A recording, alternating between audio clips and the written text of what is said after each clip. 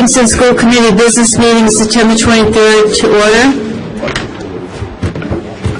Could we have, instead of the Pledge of Allegiance tonight, I believe we have the, no, we're going to have the National Anthem done by,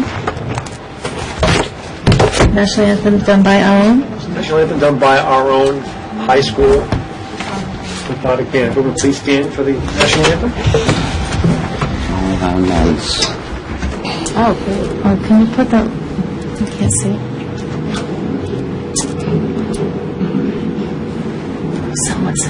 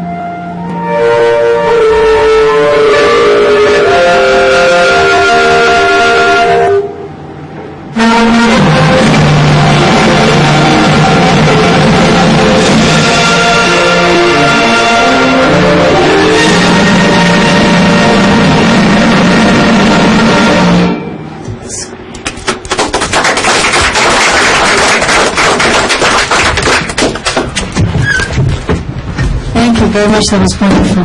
Thank you.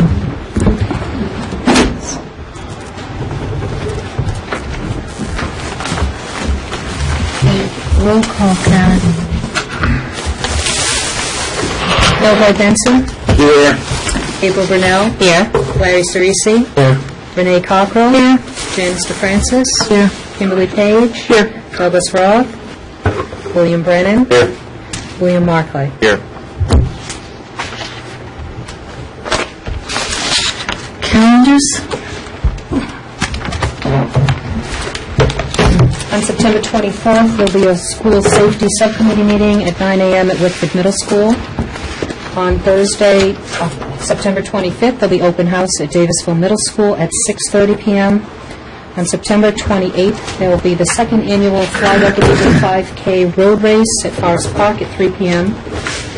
On September 30th, there's no school in observance of Rosh Hashanah, and a Facilities Management and Planning Subcommittee meeting at 6:30 in the Central Administration Building. On October 2nd, there's open house at the high school at 6:30.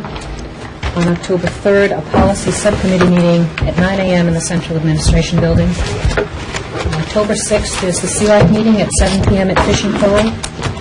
And on the 8th, there's a Superintendent Search Subcommittee meeting at 6:30 p.m. at the Central Administration Building. On October 9th, there's no school for students in observance of Yom Kippur. On October 13th, there's no school due to Columbus Day. October 14th, there will be a joint meeting with the Town Council at 6 p.m., followed by a school committee work session at 7 p.m.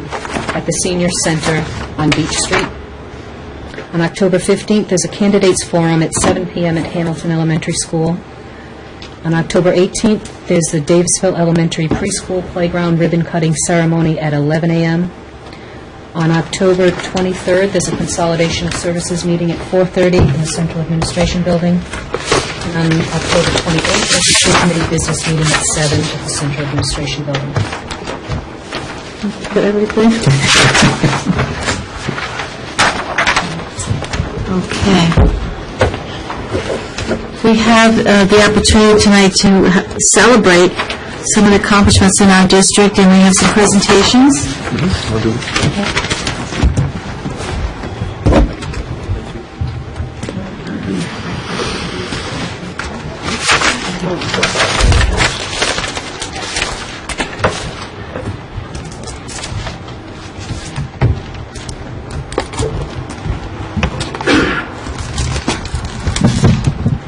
First award, and the citation says, "Be it hereby known to all that the North Kingstown School Department hereby extends its deepest appreciation to the North Kingstown High School Symphonic Band in recognition of the award of the silver medal at the 2008 Ohio National Competition. The entire membership extends its very best wishes on this memorable occasion."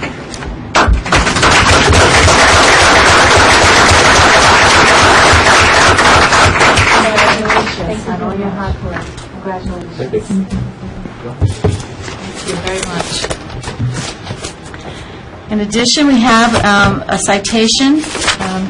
North Kingston School Department extends its deepest appreciation to the North Kingstown High School String Ensemble in recognition of second place award in Festivals of Music, New England Regional Competition.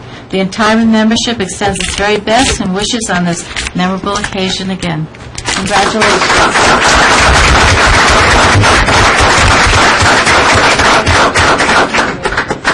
Janice, give him a hug for me. If I was up there, I'd be hugging him.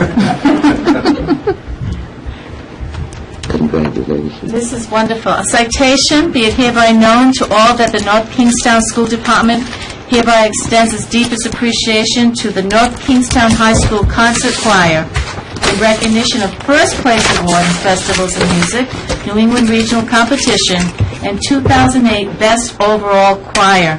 The entire membership extends its very best wishes on this memorable occasion. Did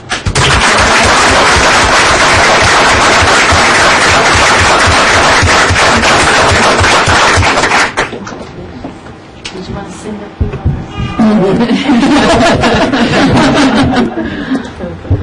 In the citation, be it hereby known to all that the North Kingstown School Department extends its deepest appreciation to the North Kingstown High School Orchestra in recognition of second place award in Festivals of Music, New England Regional Competition, and Superior Award at State Festival. The entire membership extends its very best wishes on this memorable occasion. Congratulations.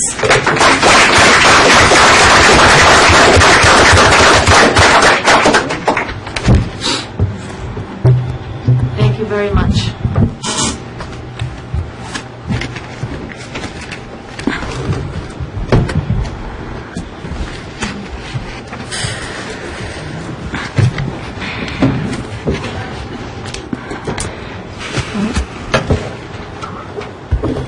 I just want to savor the moment. That was wonderful. All right, we have our citizens' comments.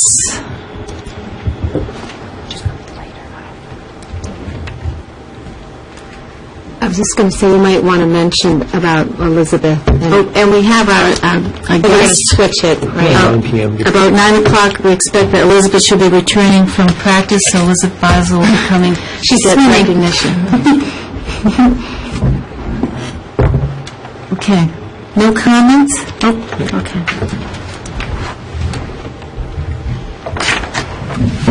Just a couple things. First of all, on the school committee calendar, you have the candidates forum on the 15th, which I believe is the League of Women Voters, but there's also candidates forums on the 8th and the 16th.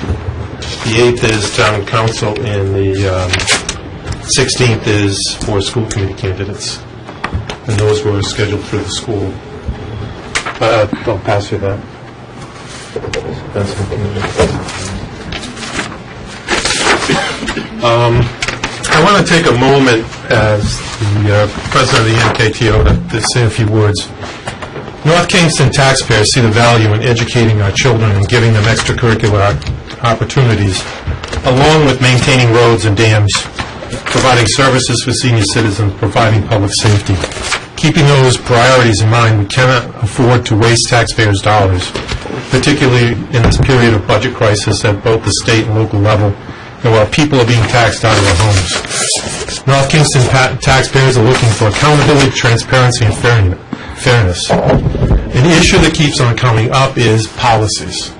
The Auditor General, on the 25th of July 2006, wrote this letter, and he cautioned of the current and future risk of fraud. And in that, he talks about policies.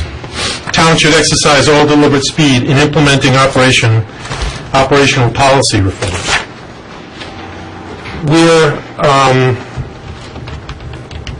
Sadly, we keep on having problems with policies. And I'm going to quote from the North Kingston School Committee Policy Manual. According to Rhode Island general law, school committees set policies for the school district. Policies govern the schools and provide guidance to the superintendent in the operation of the schools. Policies state the committee's purpose and philosophy on each issue.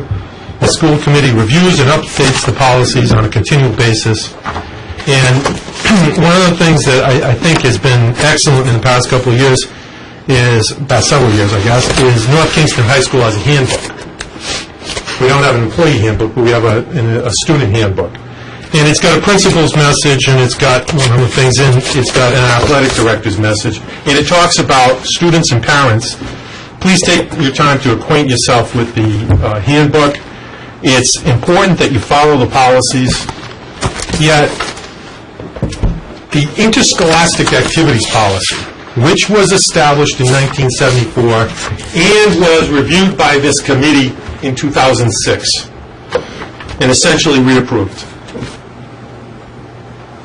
On September 12th, I had a meeting regarding the athletic director, Mr. Draper, and Mr. August from the audit committee.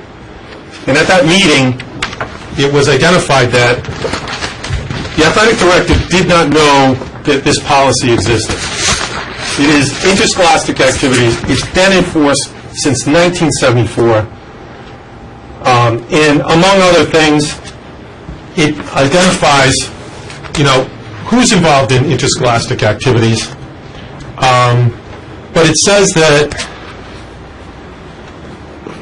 a detailed encumbrance accounting system shall be maintained by the high school principal and athletic director, and a monthly financial statement, including revenues, expenditures, encumbrances, and unencumbered balances, shall be submitted to the superintendent not later than the first Monday of each month.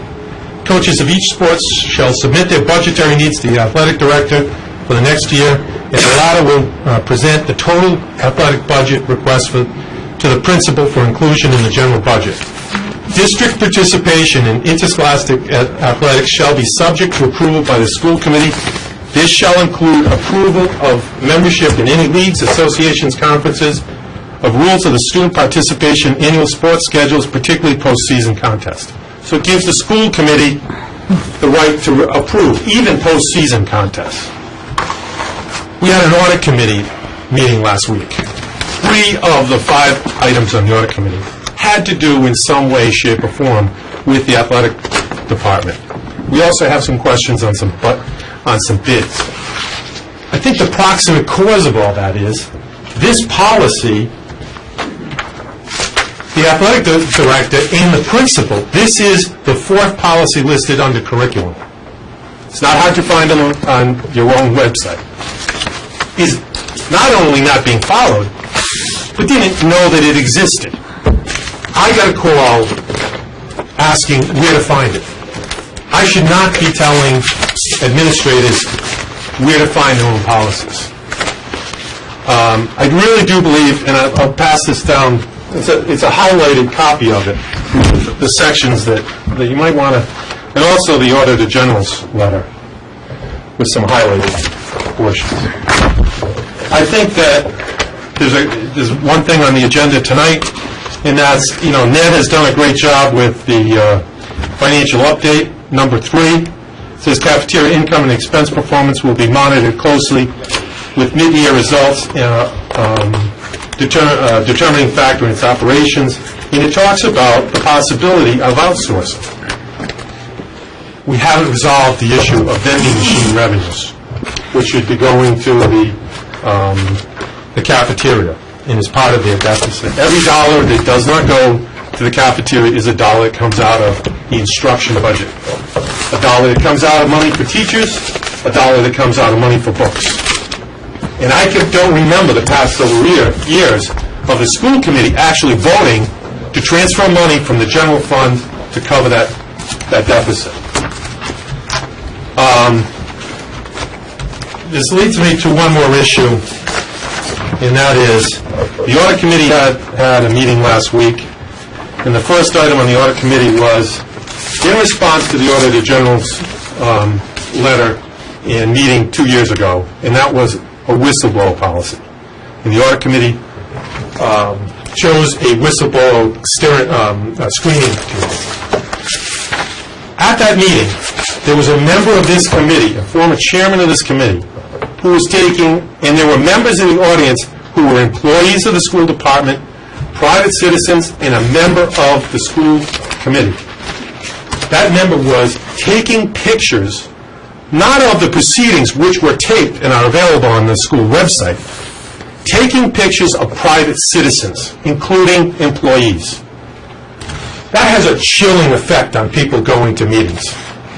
That's not the first time this person has pulled out a camera at a school committee meeting when he was chairman and started taking pictures of special ed parents in the audience. This has gone from, ridiculous to absurd. And I did put a formal complaint into the audit committee that this is a very chilling aspect. Taking pictures of employees and private citizens in the audience is not a good thing going forward for transparency, accountability, or fairness.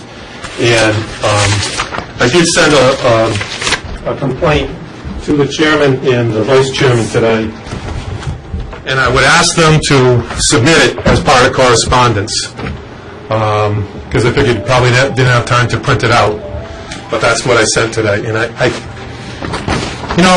one of the things we do is, and you have to stop, and I've had an attorney tell me it's plausible deniability, is that, we missed it, we didn't know, that's sort of like, we don't accept it in the classroom. We don't accept kids saying the dog ate my homework.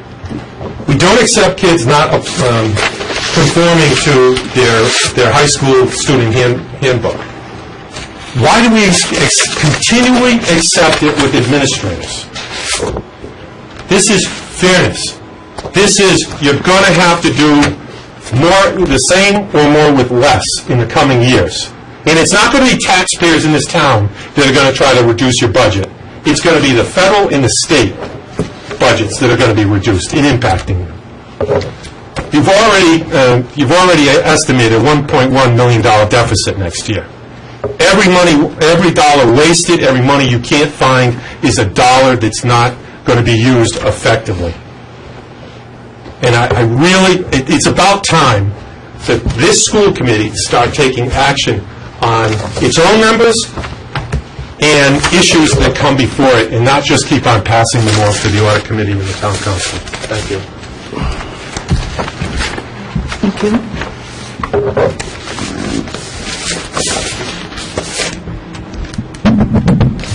Sharon Schubert, 530 Winnicott. I just had a couple of quick comments. I went over to the preschool playground last week, and it looks wonderful. Thank you, Mr. Baker. The surface is fabulous, and the children absolutely love it, and it's really wonderful. It's a business meeting. I was wondering if you were going to allow comments on the Whitford, when you get to the Whitford Elementary use, or should we make those now? Okay. And one last note, I did want to take a chance to correct something that I saw. I wasn't at this meeting, at the last meeting, but I did watch the tape, and there was some discussion about the CLAC minutes. And I did want to correct something. In the minutes, it does read that in the next month or so, there will be forums for new candidates. Mel Benson, a CLAC rep to the school committee, is running again. It was suggested that CLAC review candidates running and provide information and possible endorsement to those who show support and interest in special education. And I was concerned because what came across was that we chose a candidate and were going to choose a candidate and had endorsed a candidate, and that was not at all what happened. So I want to make sure that that's very clear and there's no misunderstanding. The other thing that I did want to point out was that the minutes are designed to reflect discussions that happen at our meetings. And what other members or anybody from the community, for that matter, that comes to our meetings suggests or says is recorded, but if we were endorsing a candidate or considering that seriously or coming up with a process, we would outline that for you. So I just want to make sure that that's very clear, that the minutes reflect discussions that are brought up by anybody that comes, and we did not endorse one candidate. We will provide them with information about the forums. And it is only natural that I think parents want to know who's running and who has an interest in special education and who would support them in advocating for their children. Thank you. Thank you.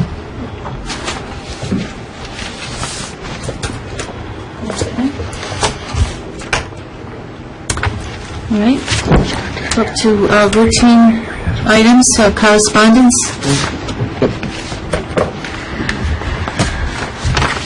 Thank you. Thank you. Thank you. Thank you. Yes, I received correspondence from Mr. Merkel that Alex Holling presented at the Rhode Island Big E Dairy Program.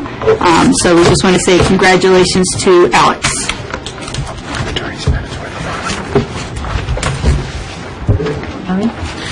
Just a couple of quick pieces of correspondence I believe we all received that I just wanted to mention, point out correspondence from Tony Silveira, the high school band director,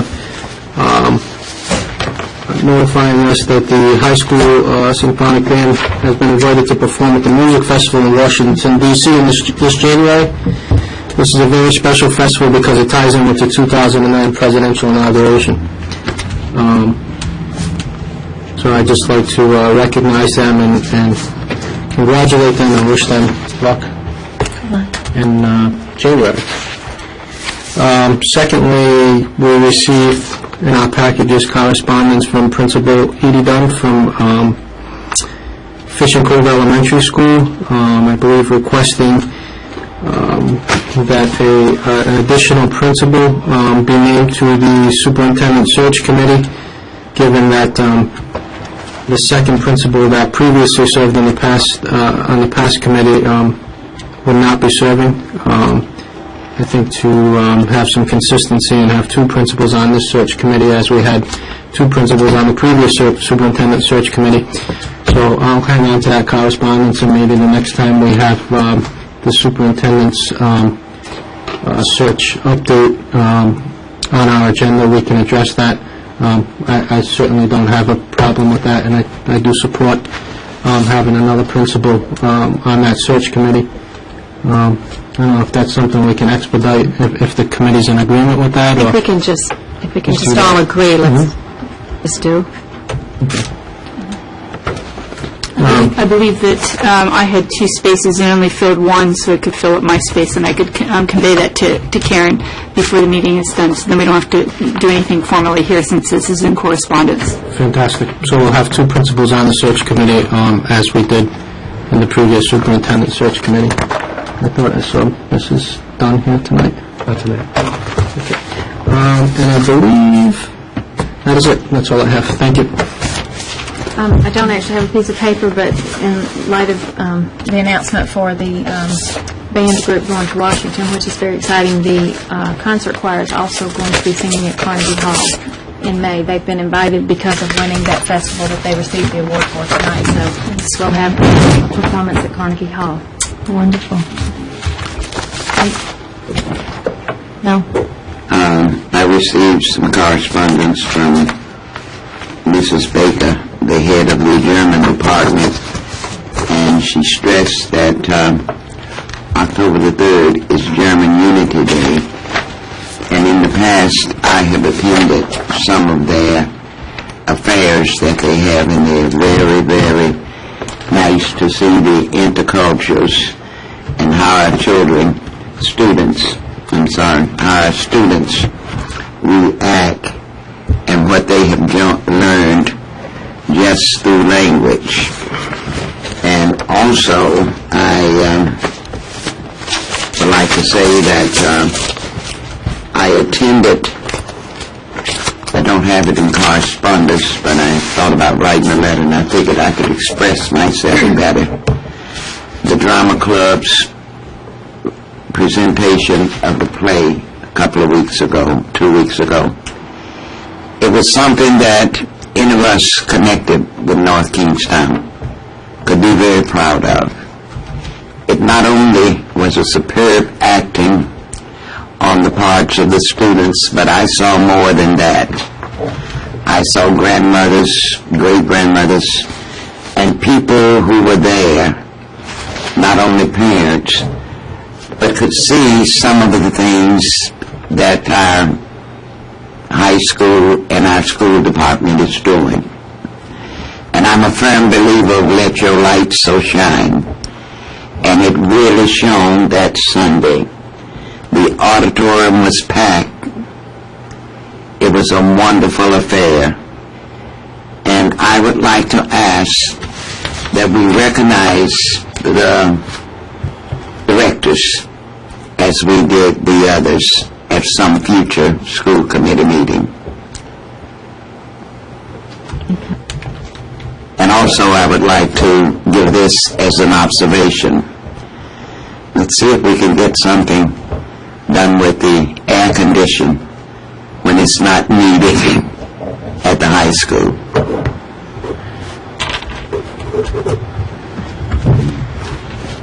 And I can't, wait a minute, I can't close without saying this. We, as a school committee, and the citizens of this town, are very fortunate to have a gentleman who's serving as our assistant superintendent, and who is doing so much. I'm not one for letting you say 8 or 9 months and then telling you how good you are. I want the town to know how good you are. You have come, you've done an excellent job in picking up things, and to my dismay, this week's magazine in the Sunday's New York Times is entitled Teacher. And I said, oh my God, that's Mr. Thornton. But I didn't see your name there, but I'm going to put it there in North Kingstown at the different things in teaching and how we're doing. And I have the magazine, and I will share it with some of you in the school committee, and I'll also give certain articles to our secretary that she may put it in our next packet. Thank you. Thank you, Mel. All right, disclosure of executive votes. Say what? I didn't hear you. Neither did the audience. There are no executive session votes to discuss. Okay. All right, we'll go to the consent agenda. Are there any exemptions on the consent agenda? Larry? I would just like to exempt F1, please. Okay. Renee? 5 and 7, and I have some questions on 3E, I guess that's 1. Which one? 3E1. Okay. Monthly financial update. Any other exemptions? I have one question on F1. Okay. Kim? I'll make a motion to pass the consent agenda except for the exempted items. I'll second that. All those in favor? Aye. Opposed? Motion passes. E1, monthly financial update, Renee? E1.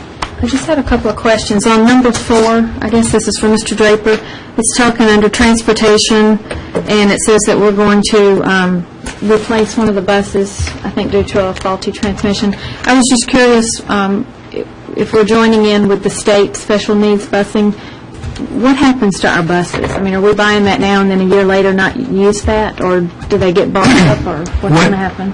When the state passed the legislation for that out-of-district and special education busing, they exempted self-operating units. So it's going to be to our benefit in that we can choose to participate if it's going to be to our benefit, and we can opt out if not. I don't know what those costs are going to be.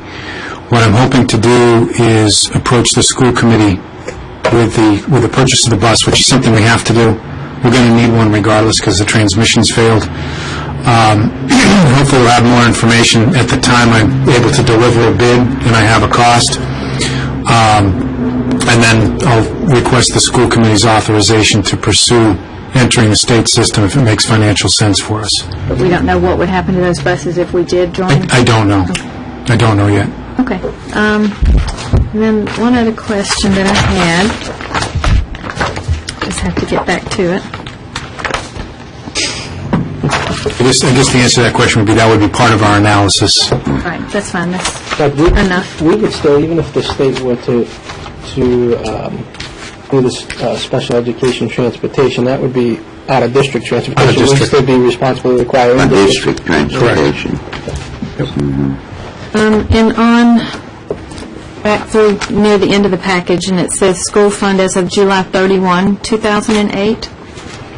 And it's talking about the school fund numbers. I'm assuming since it's July of 08, that means fiscal year 09? Which, I'm not sure which page you're on. They're not numbered. If you just open it up, It's I could from the probably tell. back, it's 1, 2, 3, 4. 5. 1, 2, 3, 4, 5 from the back. And my question is that I see a line item for instruction for SMART, and it says $447,000 is budgeted, and none of it's been used, but if we've left that as a budgeted line item, where is that money going? That's, at the top, does it say school fund as of July 31st, 2008? Yes. When we went through our budget cuts, some of those line items were left. However, they're not budgeted in terms of being filled. There's no positions applied to the SMART program. So those are all going to be adjusted out. Because, I mean, under revise, I would think that it would be adjusted already, since we've already begun the year, and it would be zero for the revised budget. No, what happened is we applied a negative number because we changed just about the time of the fiscal year turning over. We applied a negative number to the, if you go to miscellaneous, if you flip to the last page and you see miscellaneous, it has a negative number there. That negative number is all our budget cuts added up. The actual line items, some of them will show a budgeted amount, but you can see that there's no money expended in that line item. That means that no positions were filled. Okay, that was my next question, is what is the miscellaneous negative number? So that explains everything. So I make a motion to approve E1. Second? All in favor? Aye. Opposed? Motion passes. Madam President, Yes. in reference to Committeewoman Cockrell's question about special education buses, since we are discussing it, Mr. Draper, I would like to bring it out. I've always been a proponent that special education buses should be housed at the school. And this weekend I saw something. There was one sitting in the bushes. And I think that just as you have to drive yourself to the school and to your job, people who drive the buses have to get themselves to the job. So that's something that you can discuss with Mr. Hone, with looking forward to having the special need buses housed at the school. And why I say that, because they are both partly with federal and state funds. And I just don't think they should be all over the town. We have one place that looks like it's North Kingstown's annex. All the buses are sitting there. So maybe beginning in the fall, we can look into that. And regardless, unless you own your bus, you drive to work just like you have to come across the Newport Bridge. Sometimes in offering accommodations to people, we can get ourselves in some trouble. Because what would happen with our insurance if something happened with that bus and it wasn't parked or it wasn't in service with the school department? And I think that's something we should look at. And I'd like to make a motion that we instruct you to work out a plan with the special education drivers. It's a long one, Karen, that all special education buses be housed on school department property.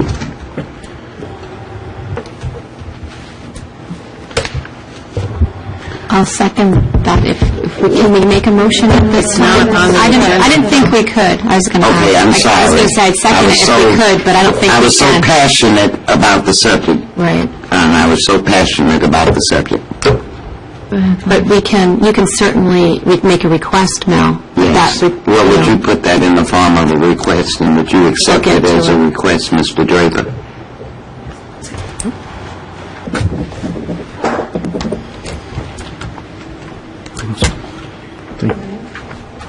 Thank you, Mel. F1? I exempted F1. I just wanted to exempt it to give Dr. Thornton the opportunity to introduce and recognize. We have our candidate here this evening. Stuart Armstrong is here this evening, our assistant principal candidate for Wickford Middle School. Stuart? And with that said, I'll make a motion to approve F1. I'll second that. All in favor? Aye. Opposed? Motion passes. Congratulations.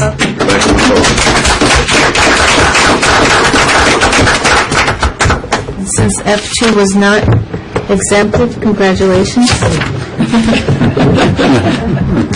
Bill, make sure she signs. You might want to sign it now before you leave. Everything we have to do. Madam Chair, Yes. I think I raised my hand on F1. Okay, go ahead, Mel, sorry. I have one question to address to our personnel director in F1. It's that you list the date, the effectiveness from September the 24th, but I didn't see at the end where you had a date for how long and so forth. If you recall, last year, the reason we had this vacancy was that we had to cut a principal. And does this contract mention anything about an end date? And then it does? It's a one-year contract. Okay, next time please put that in, and we won't have to make him think he's not welcome. Because we could get ourselves in a bunch of trouble if that's not in there. So you have it in there till the end of school? Till the end of school or till next year? For the end of the school year. Okay, thank you. Just wanted to be sure that those things, because in fairness to him, he needs to know. Yeah, Because the budget process is coming up. Renee, you have, I believe you said F5 and 7? Yes. For F5, the increase in pay for the COSI grant, I just wanted to make sure, that's not taking any money away from the kids to give the raise in Good salary? question. No, it's not. Actually, in the last agenda item, we saw the bulk of those. This is the one that we had to hold over for this meeting to get it in the process, but no.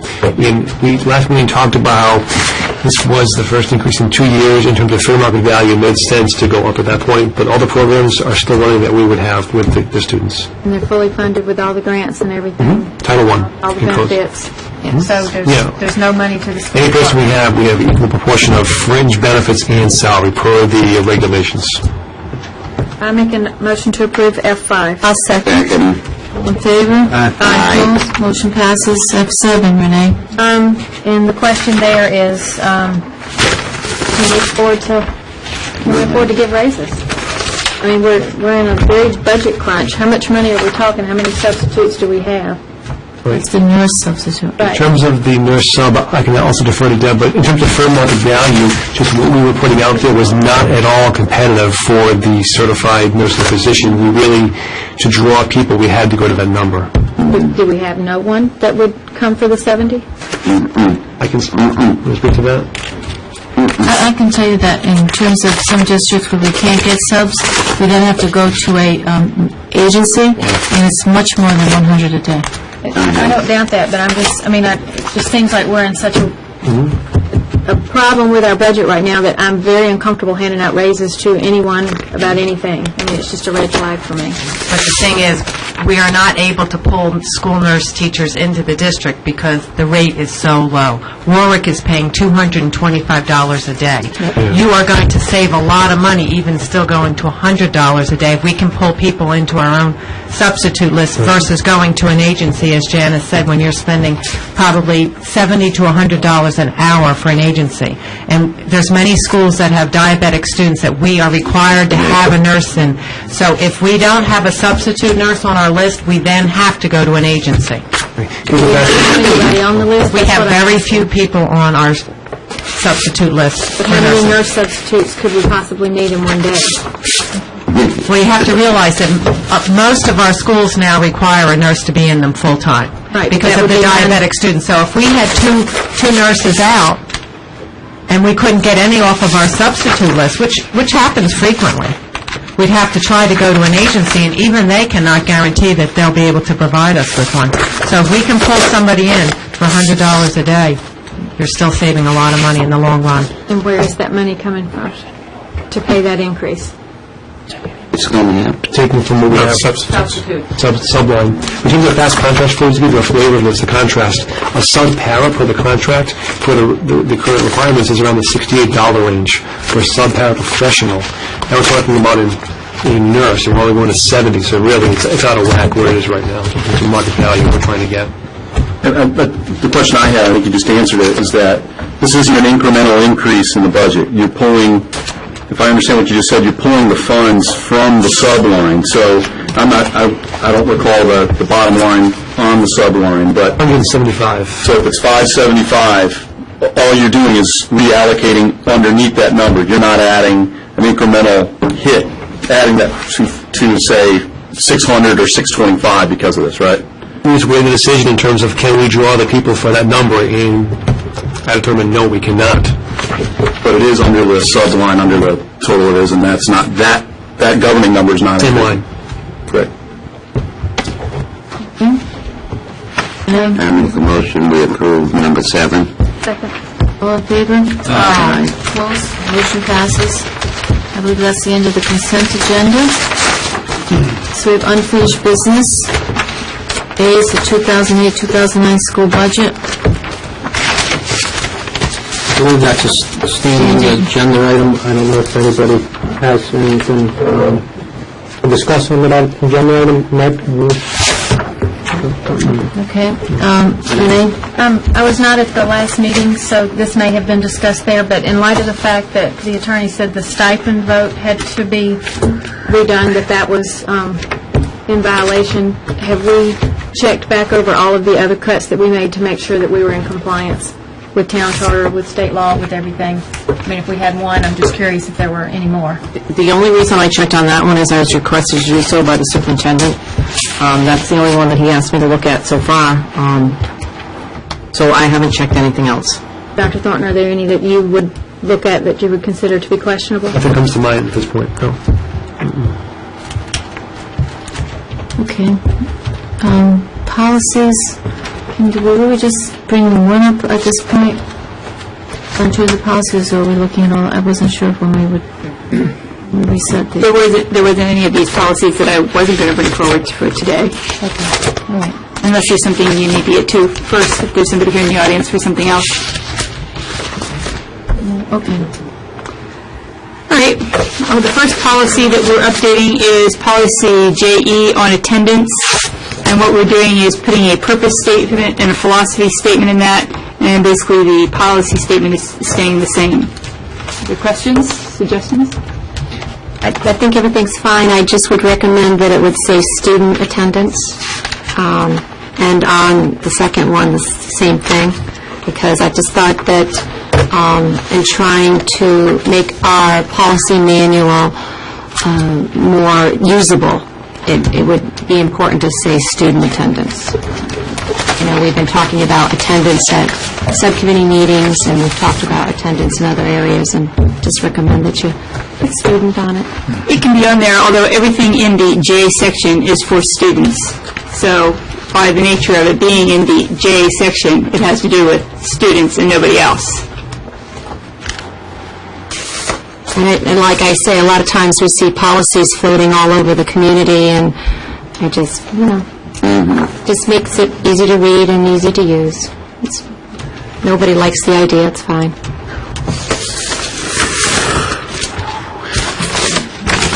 I'll make a motion. Are you looking for a motion to approve this motion? I'm sorry, go ahead, Mrs. Benson. Just a suggestion, Mrs. Page, about the policies. I would hope that we could work forward to getting a policy manual with everything under it, and that it would be not just the school committees keeping their own policy book, but get the policy manual. And we have a secretary to the school committee, and we have extra help in the office. And let's get out a good policy manual that we can place in other town officials' office. And as Committeewoman Brunel said, have things listed under heading. And I have to congratulate you on the wonderful job you're doing. I know it takes many hours to get this together, and you've done it good. You've done an excellent job, but let's work to get a policy manual that will be in a binding, and I can't think of anything that we've spent this year under the heading of school committee budget. So maybe we can do that, and we just have a nice book that you could pick up and say policy manual. But we'll continue like we are, but that was just a suggestion, because you put too much work in it to have sheets, and as she said, and that one is entirely too big. Well, this is our policy manual, and thank you, Mrs. Benson, for your kind words. I appreciate that. We do have this in each one of the schools, and we have one in the town library. Do we have one anyplace else? We have one here, and it is online. But you're right, online it isn't in the nice binder. But so we will make sure. I have been talking to Mr. Draper about some of our other policies in terms of the fiscal policies, giving me some feedback, and so we're working on those. But I'll save that for committee report. Motion to approve. Did you have something on this, Doug? I do. First of all, I'd like to reiterate the comments of gratitude, Kim. I know the hours you put in on policy and where it goes. It's much appreciated. The other question I have, Dr. Thornton, I know we've gone through some IT changes. Are we still able to update the online version of the policy manual on a regular basis as we make these changes?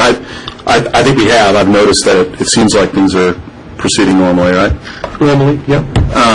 The one thing that I think that might be a benefit is that we might, I don't know what kind of effort it might take, but if we had an online version of the entire manual that's updated in a PDF format where people could download it and maybe we could create the document, because they exist now individually and you can look up under certain categories, but if it did exist in a single downloadable element, it might be prohibited because of its size. That might help folks if they want to. It'd be a large document about yay thick if we did that, so. There's ways to cut up a document like that where they could take different chapters of it and different elements of it. Just for usability, it might make sense. Thank you. Motion to approve JE, attendance. I'll second that. All in favor? Aye. Opposed? The next one we have is JE-R, and this basically goes with the last policy. Again, we're trying to get it into the NSBA format, and so we've added a purpose statement to that. And we changed the numbers to go in with the NSBA numbering system, too. Motion to approve JE-R administrative regulations for attendance. All in favor? Aye. Opposed? Motion passes. Next one is JM, and again, we've added the purpose statement and the philosophy statement, and in the policy statement, we've made sure that it read that it was the high school principal versus any of the elementary school principals, since they don't usually get scholarships at the elementary level. So, Motion to... Excuse me. I second. Could you please read the philosophy to me? I'm having a hard time, go over the philosophy part of that. And I think there's some wording on it that might be inaccurate, and we need to look at that. Could maybe explain it to me? well, the philosophy is that we want to encourage outside groups. No, I mean, go ahead and read it. The wording something doesn't sound right there to me. Okay. The school committee encourages the giving of recognition and awards to deserving students at all levels and for any of the educational experiences made available to the students of the North Kingstown community. It is equally supportive of the notion that all such student recognition is considered appropriate and with good judgment.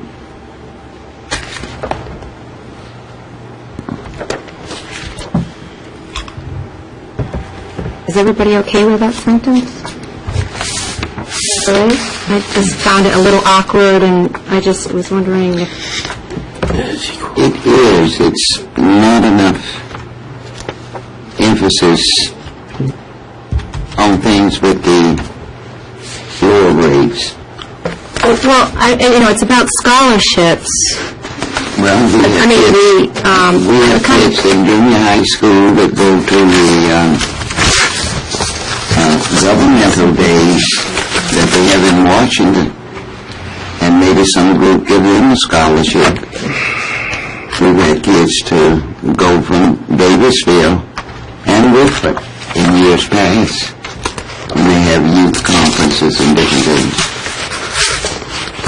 Well, I would say if the committee would like us to write a separate policy for other scholarships, but this one would be specifically for the high school students. Well, I'd like to see us have another policy. Another one? Yes. Related to from K through 8. That's the way you can name it. Somebody may give you a scholarship for a kid going to the spelling bee. You know, that's something that comes to mind right quick. And I think they do get scholarships, stipends at spelling bees. Am I correct, Mr. Mack?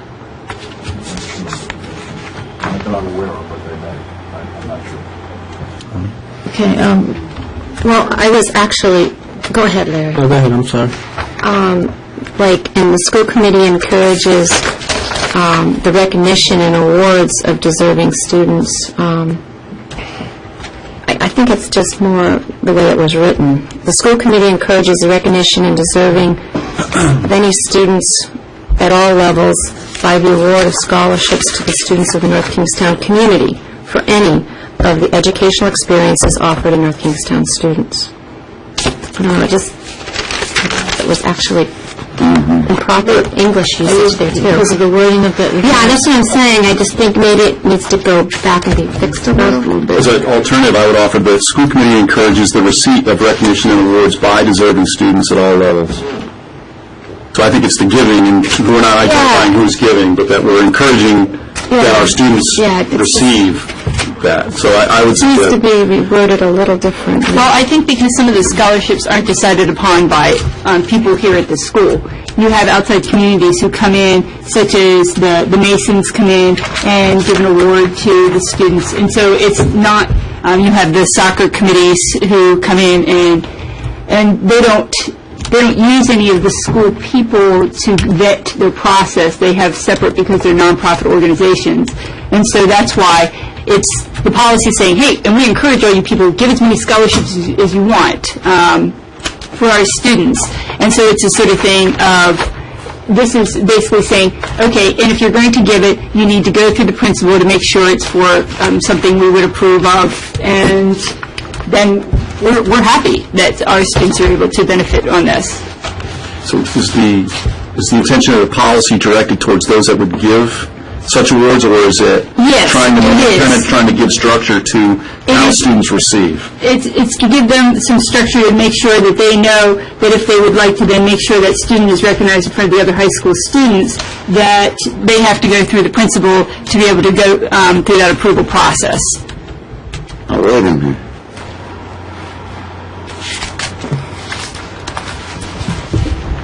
This isn't a new policy. We've had this on our books before. It's merely putting the purpose statement and the philosophy statement in. I'm not saying that the policy is wrong. I just, well, forget it, let it go. I just believe that it was reading incorrectly, actually, that it just needed to be rewritten.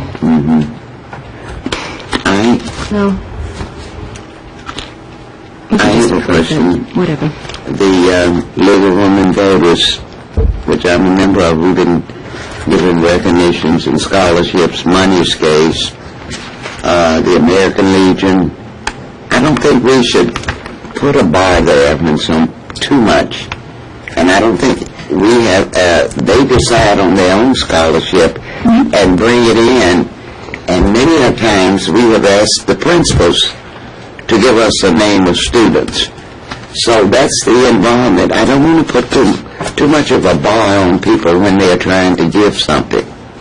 And we're not doing that at all. All we're saying in the policy is that if they want to then give the presentation at school, that they need to talk to, at this point, Mr. Foley. We're not setting up any other criteria. We're not giving them, changing any of their parameters for giving the scholarships. We're just merely saying that if you would like to give the scholarship and you want to give it during school time, please go talk to the principal of the high school so you can make arrangements to do that.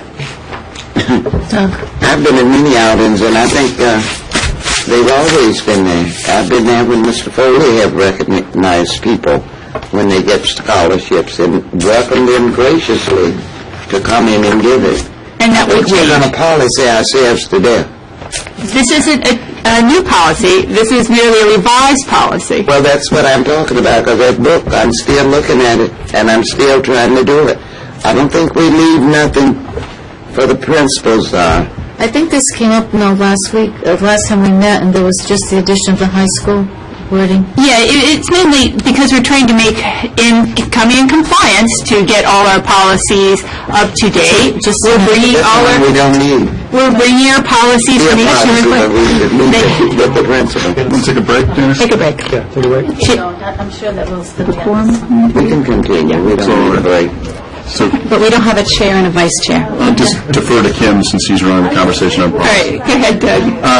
You know what, there's one note in here that talks about any individual group want to make a scholarship award to a graduating senior. Seems like we're limiting the policy to graduating seniors, which under normal circumstances makes sense. But believe it or not, there are different sports organizations out there, different universities that are granting scholarships and letters of intent to 9th and 10th graders at this point. It's not unheard of now that they're actually granting scholarships at a much younger level. So I don't know if that language, I don't know how prevalent the problem is. I don't know if we're developing any Division I basketball players that are going to Kentucky. But we have developed a swimmer. You never know. So I'm wondering if we shouldn't change the language to include younger grades as well. Yes, go ahead, Mel. That's a very good idea, and I'm glad to see Mr. Foley here. We had a young man that had a scholarship, was at Princeton, down in New Jersey, the young man. Evans was his name. Evan Nickers. And he was awarded a scholarship through what he did in his class. But the school wasn't able to do anything. I guess that was because of the policy. So maybe we better look at that. All right, well, I'll make a motion that we accept JM with the amendment in the first line that it's a scholarship award to a student at North Kingstown. Second. Comment? I actually have been involved in the scholarship programs long before I ever spoke at a school committee meeting. And a couple things. First of all, I remember my daughter getting one in the 5th grade. So to Mrs. Benson's point, there might be a policy for K-8 and then the other grades, because they do give scholarships at different. And it says the high school principal, but for the past 7 years or so, I've been dealing with the guidance office. So guidance handles the scholarships at the high school. There's nothing wrong with you going through the principal, but guidance is, that's where you're told to go. So the policy says one thing, in practicality, you're told to do something else. So why not have the policy reflect reality? The other thing that I would mention here that probably would be helpful to the school committee, the guidance, and the kids is, I think each year, scholarships go wanting. There's money that kids don't get because no one applied. And I think, just like anything else, Dr. Thornton's implementing metrics, having a requirement here that on the scholarships, they actually report back to the school committee and say, here's the scholarships that were provided, and here's the scholarships that were actually given. So that, maybe there's more outreach or something you can do. But I know that, the scholarships that go wanting, there's money that goes wanting. And in this day and age, parents knew that there was money out there that went wanting for lack of kids actually going after it. I'm sure that they'd be, for it. So those are just positive suggestions. Ken, would it be feasible just to kind of streamline things to pull this policy back for tonight, just so you can address some of the concerns raised in the draft and bring it forward at our next school committee meeting? I'm just trying to... I also wanted to say, but high school principal, we might be able to say high school principal or designee, because there are times where... Yeah, I think designee would be fine, and that should be fine for that one. That would address that concern there. And then having a subsequent policy that does address the younger grades would be something that We can look into that. So with those two changes on the JM, Is that what the committee wants to do, move forward with the policy with the two changes? I'm fine with that if you want to... I think there's already a motion and a second on the floor to approve it. we just added the comment of designee. Right. And I think you guys were out of the room, award to a student instead of graduating senior. They're the only two changes. All those in favor? Aye. Aye. Opposed? Motion passes. Policy passes. Policy. the next one is the BDE, the support committee procedures. I took what the committee said from last time that we discussed this on the first reading, and Janice and I made some changes. You can see on the second page, number 7, we put down, it is suggested all support committees follow Robert's rules. So we made that a lesser extent than the shall that we had before. We also, in Part A, we took out the non-member. Down in the liaison part, we scratched out the parts that committee members stated that they didn't particularly like. And that was what I got from the last meeting as to the suggestions for after the first read that we needed to make. And I think in the packets, it was... You put the town policy in the packet? Yes, that's what I was about ready to say. The town policy was in your packet, so you could compare where I got the language for that as to, that I basically took it right from the town, that this isn't something that I made up all on my own. April. Thank you very much for doing that work, Kim. On number 7, where you made the changes,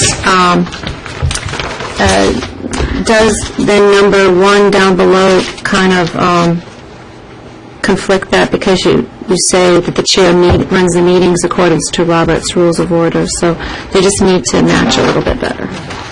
That's true. Okay? Yeah, why don't we just take that second line off? Yeah. That would be good. And then under D, going to all meetings shall be open to the public and must be conducted in accordance with the Rhode Island open meeting laws. the part about committee discussions must be limited to those items contained in the posted agenda.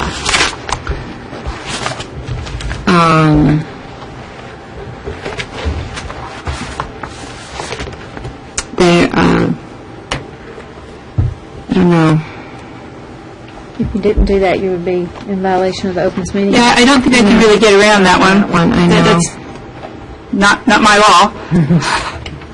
Okay. No, I would suggest that you were right. Keep that one in, because you have to... I'm sorry, rely on I got the wrong one. Well, I'm sorry, the one up above it,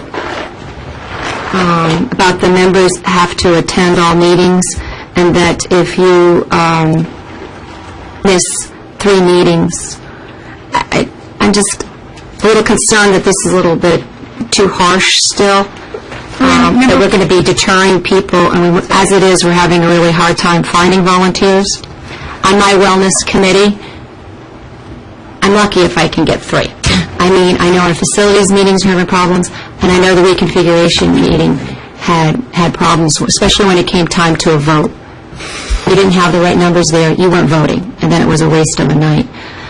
I know that the town has this in their manual, but when I was looking through their manual, you gotta kind of look at what they're dealing with. They're dealing with their boards and their commissions are like zoning. I mean, they have a stenographer there and a lawyer. You're looking at the planning meetings, you're looking at harbor meetings. It's just such a totally, I can understand why they have to have these really strict rules. And, on a lot of our subcommittee meetings, it's not as formal. It's a bunch of parents volunteering to do some work. And we're having a really hard time finding chairs for these committees now, too. Thank you. I believe we reduced the commitment earlier in the policy to make it not a directive to comply with Robert's rules. We're suggesting it does. A lot of the quorum rules that you're suggesting fall under Roberts, not necessarily the law. So if we're only suggesting that they use Roberts and they use another method, then subcommittees can govern by consensus. Then that line needs to be changed to say it's suggested that you don't vote. I mean, you can't say, over here you follow Robert's rules, and then over here you have to have people in order to vote, or attendance. You have to be here in attendance. Yeah, I was still making that comment. Yeah. I would agree. Since you're relaxing the rules using Roberts, you probably want to bring the rest of the policy in sync where it kind of hits that. And then on D, if you don't mind, we could go back to that for 1 second. I know we have to act in accordance with the Open Meetings Law. I would suggest that maybe we suggest that agendas be developed and executed in accordance with the Rhode Island Open Meetings Law. Discussions, specifically saying discussions are limited is a result of that, but I think that, it always does end up coming up to be some form of a subjective call. But I think if we suggest that the agenda's development and their execution conform to the law, that you cover that as well without specifically saying you're going to limit discussion. One of the things in the Start Time Committee that, Doug and I served on, what was so effective was that we broke into 2 different groups, and then we just, as a group, we didn't even take strict attendance. We went into, it was like a think tank. It was like one group over here in a think tank, one group over here in a think tank, did our work, came back at the end, and reported what was happening, and it was really effective. And we got a lot more work done that way, because you had 2 things going on, and then you reported back and shared what was happening. So I just don't want us to destroy that type of activity. I don't think you're going to be doing that, because you can still advertise that. You can still advertise that this will be an open session to make sure that you're including all that. It just makes sure that you're advertising what you're going to do. The Part C on the members, remember, we talked about this a little bit last time, but it's not that it's supposed to be a limiting, it's supposed to open it up, because an unexcused absence is one that you don't tell anybody why you're not going to be there. But if you have a sick child, you're ill, you're going out of town, you have a prior commitment, all those are excused absence, and you just email somebody and say, I won't be there because of personal reasons. You don't even have to go into it. So it's only when you continue to not show up and nobody on the meeting, on the committee understands why you're opening up or you're not coming, that then it lets the chair have that time where they can get an out, that they can ask you, do you still want to be on the committee? And if you say, yes, I do, I just haven't been able to make the commitment I wanted to, then that's fine, you're not kicked off. But if you say, that person says, no, this takes more time than I wanted, I don't want to be here, it gives that chair basically the opportunity to say, oh, okay, well, if you don't want to be here, we're going to appoint somebody else for your seat. So it shouldn't be thought of as a limiting thing. It should be thought of as something that it gives the out when you have people who aren't showing up, and you can do that. Because like I said, it only says it's just unexcused. So I don't agree, but go ahead, put it to a vote. Let's just move. We disagree with everything they say, so let's just move ahead. I really don't think we should put it to a vote.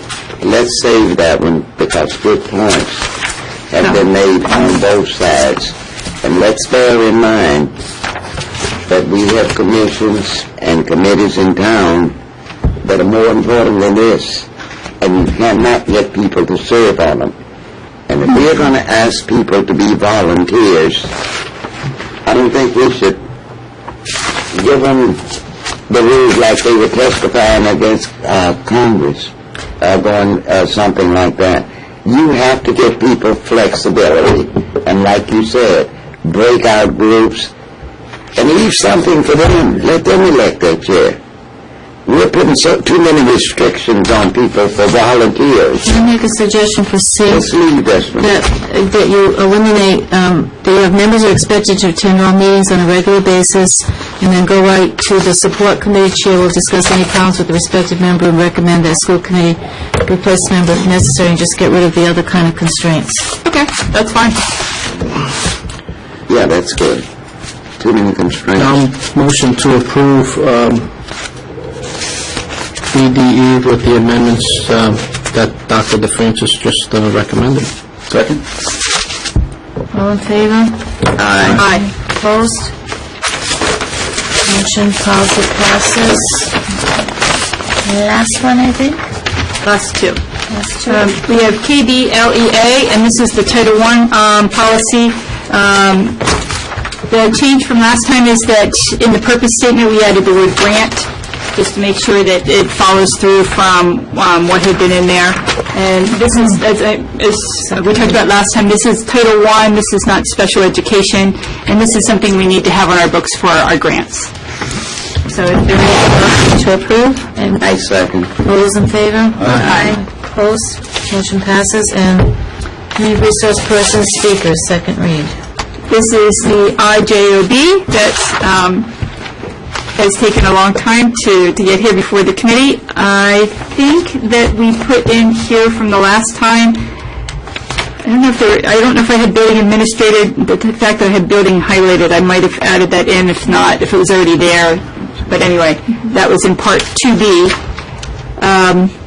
So, if there aren't any other questions on that, I'll make a motion to approve. Second. All those in favor? Aye. Opposed? Motion passes. Thank you very much. Thank you, Kim. Okay. Let's see, K-5 configuration update. Sure, just a fast update. I've continued to meet with members of the subcommittee that did the work from this last year. I'm continuing to run scenarios for how we could look at K-5, whether it be, schools in the north, schools in the south. Also investigated the possibilities of, other districts, how they may help us. So I will have my homework due to you, as promised, next meeting on October 14th. You'll have a full presentation on what we could do and in the end what I recommend that you should do. That will be for the 14th at the Community Center, I believe? Joint meeting. Joint meeting? After the meeting's done, I'll do that piece. Thank you. Larry? Dr. Thornton, I just had a quick question about the 8 through 5 configuration pertaining to enrollment. I know at the start of this school year, we briefly looked at the feasibility of having pilot full-day K. And with the current enrollment and current configuration use of facilities, we were able to fit the pilot K into the buildings that are currently in operation. Early August, yes. I guess enrollment-wise and capacity-wise for the 6 buildings that are currently in operation, if at some point in the future we were able to have a pilot full-day K program at each of the elementary schools, would we be able to fit that into the 6 current schools that we're utilizing? It depends on the model you'll do, but here's a fast preview of the next meeting. Fast preview would be, the quick math would tell you that, I believe, memory serves, we have around 778 students on the books, K to 5, let's say. In terms of capacity, spare capacity, it fits nice and neat at around 81% capacity, but as you know, the buildings are geographically placed where you want them to be in North Kingstown. They're in different locations, and there are different constraints on that. So the answer would be, only if our numbers keep trending down could we maybe do that. You'll see in the report I give you a hyperlink to an attachment of the 10-year enrollment projection with what's called a cohort survival. Basically, it tells you from year to year how many kids come back. Right. And I can tell you basically we're trending down. We're in like the 0.95, 0.97. 1.0 means all the kids come back. We're slightly below that. Every year we keep going 0.95, 0.96. We're trending down, down, down. So say 10 years ago, we're at, say, 4,500 students, or maybe even higher than that. They're projecting out, 2012, 2013, we're down in the 4,200 range. We're going like this, K to 5. It's not going to stop anytime soon unless we find out something new. It's doing this. So in the future, yes, hypothetically, if this same staff was here, we kept trending down, and in late August, the numbers were where we want them to be, hypothetically, yes, that could happen. But right now, this past summer, as you know, I was quite excited in early August to think about this, but then as in some years, kids come in August, then it's off the table. Does that help? Yes, thank you. On the presentation on the 14th, will there be a budget reconciliation with the, along with your recommendation? To be honest, it depends how far I get in the iteration. To be honest with you, the first iteration of this to me has to be where you go based on the numbers. If you make it work in a 5 school, 6 school, different schools, then you go to the budget, but I first have to get past the point where I can say what buildings we're in and what we would do. I don't want to give it away to you, but I'm kind of getting close. But if I do get that far in the process, yes, you would have a budget. My concern in asking the question is that while a full-day K pilot in every school would be great, right, we have the reality of S3050 hanging over our heads and reducing revenues, and everybody's watching the news every day for what's happening with the financial crisis in this country. So the reality is we might not have the money to support some of those goals, and I'm just wondering, when you're making those longer-term recommendations, that it's calibrated with a view to the budget, and that the options are laid out with the budget shortfalls in mind. My big piece, too, is, quite honestly, to have a big enough margin of error so we can look out 5 years and not be talking about, as some schools do, portable trailers, if you will. If you get a spike, if you have an enrollment spike, you need some room in your model so you can absorb a spike. You don't want to be calling too close to the vest. You want to have room. So in the models I'm doing, I'm leaving plenty of room with the folks I'm working with to say if we had a spike, we could absorb it. Otherwise, you're in trouble when you get to trailers. Renee, and then April. With this conversation, at some point, I'd like to know what's happening at the high school, because I know the enrollment is really up this year. I know, so because it is continuing to go up, are we watching that to make some determinations if we need to take action if they don't all fit in there at some point? Because I'm a little bit concerned, because I'm just from hearing the students talk, they feel like it's extremely crowded this year. Right now, our capacity, Mr. Foley, in case we have to further in, but walking around and seeing the numbers, we are quite full at the high school level. We are quite full. And that's for a number of reasons. Do you think we may reach the point, though, where we are so full that we can't safely house all those children? I think right now housing isn't an issue so much as staffing. You get to a staffing capacity level, you get overages. At some point, maybe looking at, in the future, taking more staff away from K-5 and shifting to the high school level as you get shifts in population. The building's quite large, and you can hold, more students. The question, at some point, we hit that wall. But typically, buildings have the capacity as far as what they can hold per the fire code and per best practice. I would tell you, in many cases, schools do, push those envelopes. But the high school right now, has space, but it is quite full. April. to get back to the reconfiguration and to the discussion of full-day K and where full-day K fits into that reconfiguration, and the budget capacity, as it all ties in. I was wondering if there are opportunities for us to do comparisons, and that the other schools in the southern end of state have full-day K, and they have been able to budget it in, and to see how they are budgeting their full-day K and the other programs as a whole.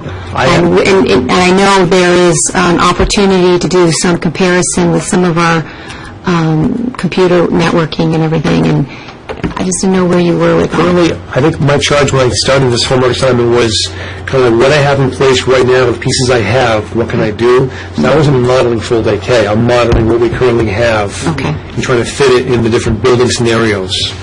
Okay. I haven't done that yet. Okay. No?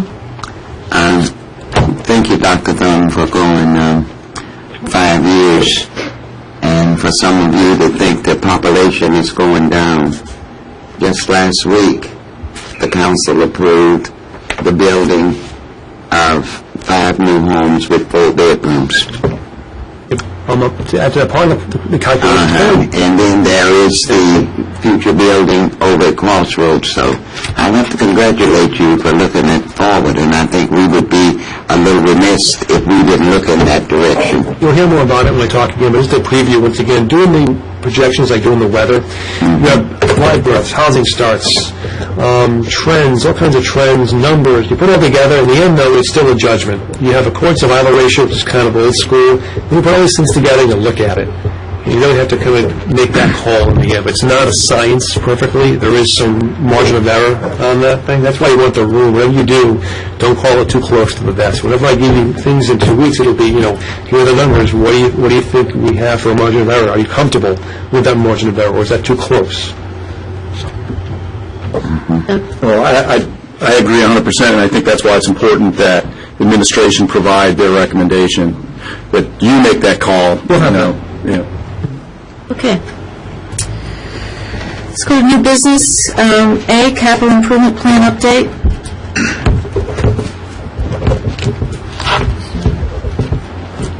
As you can see in our FY 2010 CIP, the format and a lot of the information that's enclosed is pretty similar to fiscal year '09.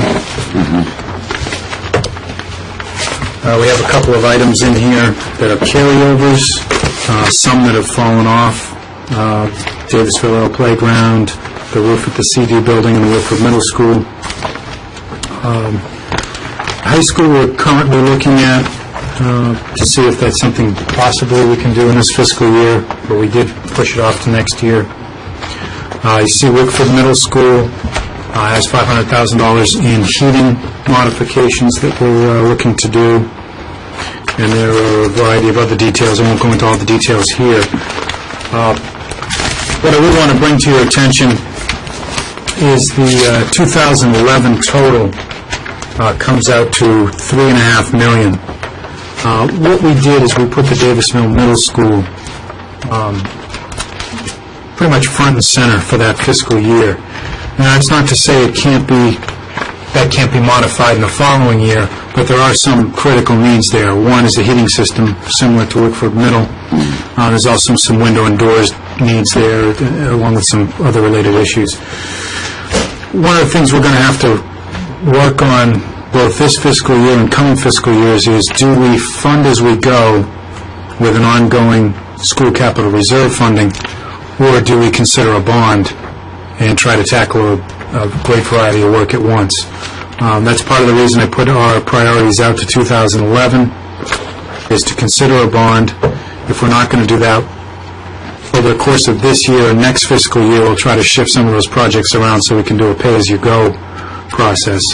In that case, you can see, if you look at the school capital reserve fund amounts, we're going to run out of that $1 million balance in a couple of years.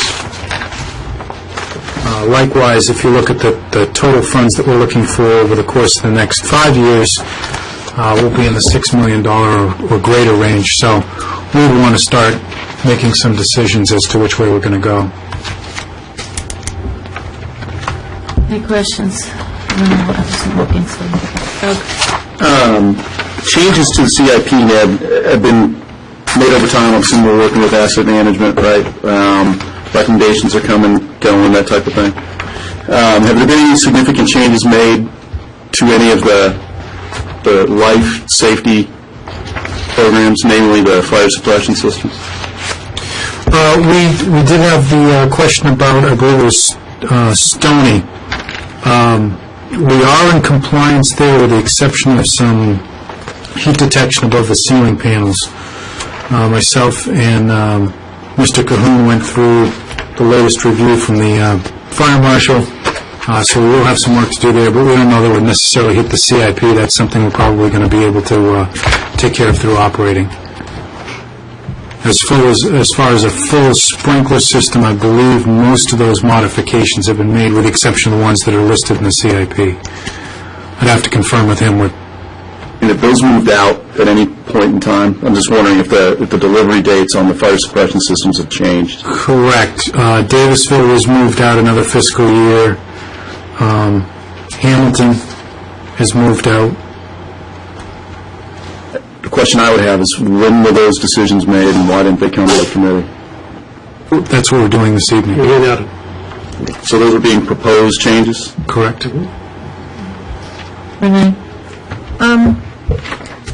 For the, you have $571,000 for the $9 million bond that would be projects for 2010. Is that the $2 million that's left over in the $9 million bond? So this is presuming that we vote to use the $2 million, is that correct? Correct. Are there not any other projects in here that could take us up to the $2 million to use all of that money out of the $9 million bond? These are strictly deferred maintenance. So based on our deferred maintenance need, that's all we have. I actually have one comment on it to add too. In terms of my report on the 14th, in terms of one of my scenarios I would give you, I could propose to you on the 14th a way to maybe expend some of those funds. Okay. I can't speak to that tonight. I have to say that I'm a little bit concerned about spending all that money on Davisville Middle when Whitford Middle has been the topic of conversation for, the last 5 or 6 years, that there's serious needs at that school. So are we putting Davisville Middle School ahead of Whitford Middle School?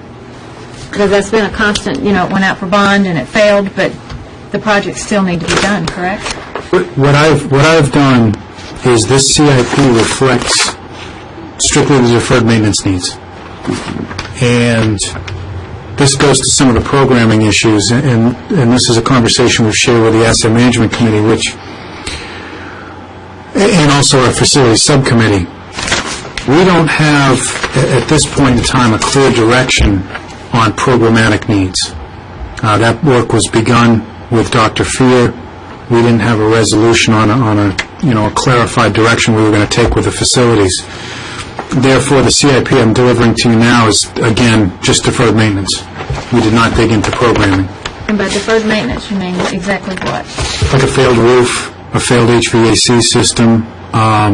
We have some heating system failures over at Whitford Middle, for instance, a heat pipe that provides steam to the radiators. It rots out, and then we have to pull that piping out and replace it.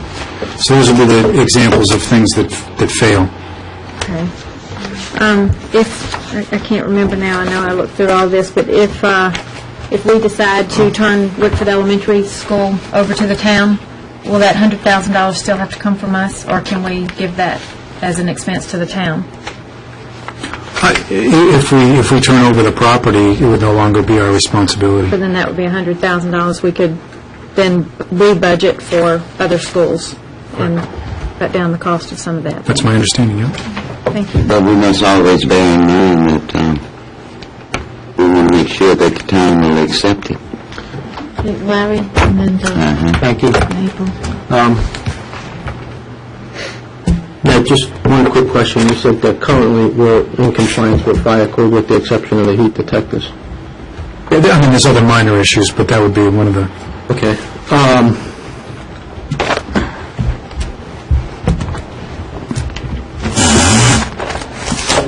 Brings up a good point, and I had considered that point in looking over the CIP proposal for us to approve this evening.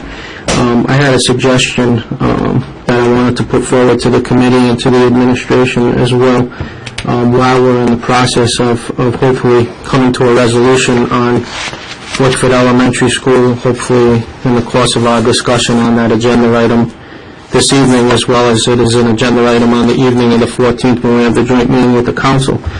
I'm hoping we can reach a resolution by that time. But anyhow, as it stands now, we have approximately $100,000 budgeted in the CIP to sustain Wickford Elementary School through that decision-making process and through the winter. So what I'd like to do is make a request of the town and the town council. I typed this out this afternoon and just pass a copy out to everyone. You take a look at it for consideration. I'd like to, if the committee will approve this request, have Mr. Draper and Mr. Thornton send this request over, obviously in a more formal format, to the town council and the town manager.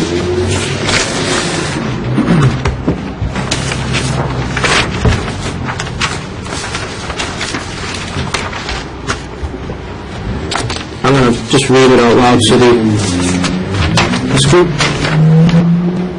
the school committee formally and respectfully requests financial assistance from the town council to structurally stabilize Wickford Elementary School. The repairs needed and approximate costs associated have been identified by the school administration in order to stabilize and preserve this historic town asset are as follows: boiler replacement, approximately $65,000; roof repairs, approximately $20,000. We are respectfully requesting funding assistance from the town's capital reserves, undesignated fund balance, or whatever funding source the town council deems appropriate to assist the community in the preservation of this asset. So, with the recommendation or support of the administration and the committee, I would like to see us formally send that request over to the town council and the town manager. Hopefully they'll provide the funding necessary to sustain the facility, to have these repairs in place that need to be in place prior to the cold weather, which is only a few months away. And I'm hopeful that through this meeting and the joint meeting with the town council, we can collaboratively come to a resolution on the future of Wickford Elementary School. Renee? I don't necessarily object to doing this, but I would think that if we're going to, in this meeting in 2 weeks from now, make a final decision, our decision may be to turn it over to the town, and then we won't need financial assistance because then it belongs to them. Right. I'm just trying to get ahead to help with, because we still have a bidding process. We still have quite a lengthy process to, in order to have this work done, and this work needs to be done regardless if the town owns the asset or the school department owns the asset. It's not the town's, it's not the school's, it's the community's asset, and we need to preserve that asset. So if you take the money from the left pocket or the right pocket, either way, it's the townspeople and the taxpayers' money, and we need to preserve the asset. So I'm just trying to speed up the process to hopefully get this funding in place for the bids that need to go out. And I agree that it needs to be stabilized. I don't think there's any citizen in this town that wants to see the building, deteriorate any further. But in light of the fact of Mr. Draper saying that, like Stony Lane, that we're out of compliance with some of the fire codes there, would we not want to add that number in as well to give us some assistance? I mean, I can see that this could snowball. I'd like to ask them for a lot. So do we want to, since the fire code we're out of compliance, could we add that in this request? That's up to the committee. I'm just trying to. Right. I know Wickford Elementary School, in the funds to stabilize the building through the winter, and the funds coming this way, that way, and has been an area of contention. So I'm trying to put forward a resolution to the committee and to the town council that addresses that area of contention. And I respect that. I'm not arguing with you. But I do question, if we're out of compliance with fire code, shouldn't we find a way to fund that immediately? That portion. I don't think we're out of compliance with I think you fire. said there was something in the ceiling or something, didn't you? Yeah, but I understand. I believe the heat, we're written up for some heat detectors, but I believe that's something we're going to be able to cover with either capital reserve funds or operating funds. It shouldn't be in the many hundreds of thousands of dollars. It would be in the under $50,000 or maybe even under $20,000 range. We have the money to pay for that. Yeah, we'll be able- Because, I don't think any of us want to take a chance of fire code and all of our children in that building. Yeah, Mel, then Doug. I have two things. First, I'd like to address what you said about the fire code. I know the chief is very, very happy that we are putting these efforts on. Maybe you wasn't aware, but for the last 5 years, we've been out of compliance with fire codes, even at Rickford Junior High School. So you can check that. But Didn't the $9 million bond address that? Isn't that what that work was putting us in fire code compliance? We work for middle school and, yes, and Fishing Cove. They've been working on that. How many years was it on? What I'm just saying is, being out of compliance with the fire codes is something that we have done quite often. And the $9 million bond was to take care of that. But I'd like to speak on the sheet that you sent this resolution. I think that is a very forward-thinking idea, Mr. Cerisi. Thank you, Mrs. Prince. And these are the No good deed goes unpunished, they say, so. and these are the things that we as a school committee should be looking forward to. And we should get in behind this and send this immediately with the help of the attorney in getting the right information. We know what he's wanting and what we need. And it's not something that is just Mr. Cerisi's. I would hope all of you would look at it as something for the entire school committee. Because I want to say, bear in mind, the south end of town is the only place for growth. And that's why I maintain we should keep that school. There's not a lot past Catchy Road up there off of the road, right there where You might be the going doors to is the next going in. conversation, though. That'll be come on when we Staying talk on the about the CIP. Brookfield Elementary, but if we can go, Well, I didn't think it was be against me speaking that this is something good to do, and he was asking us to do it. it's fine. Uh-huh.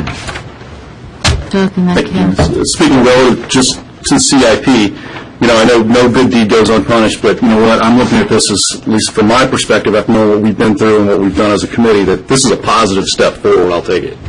I would say this, though, that just asking for the money, just asking for funding for projects that are already allocated in our CIP is a little redundant.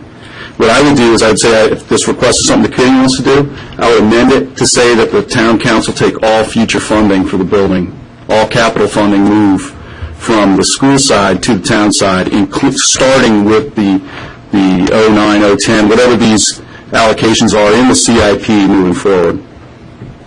I have some comments that I'll make when we get to the Wickford Elementary School agenda item. I think it'll address your concerns. But relative just to the CIP, I think and just knowing that we were within our budget discussion the other day in Budget Subcommittee, if I remember our numbers right, Ned, that our school capital reserve funding as of this moment is under $1 million. It's at $979, with about $500K of it earmarked for expenditure in this calendar year. And if this committee doesn't take another action and we don't vote to release the bond money that we've held up over the Wickford L question, the remaining $2 million on the bond, we're going to be running out of money. And everything that's in the CIP becomes, instead of a working plan, becomes a wish list.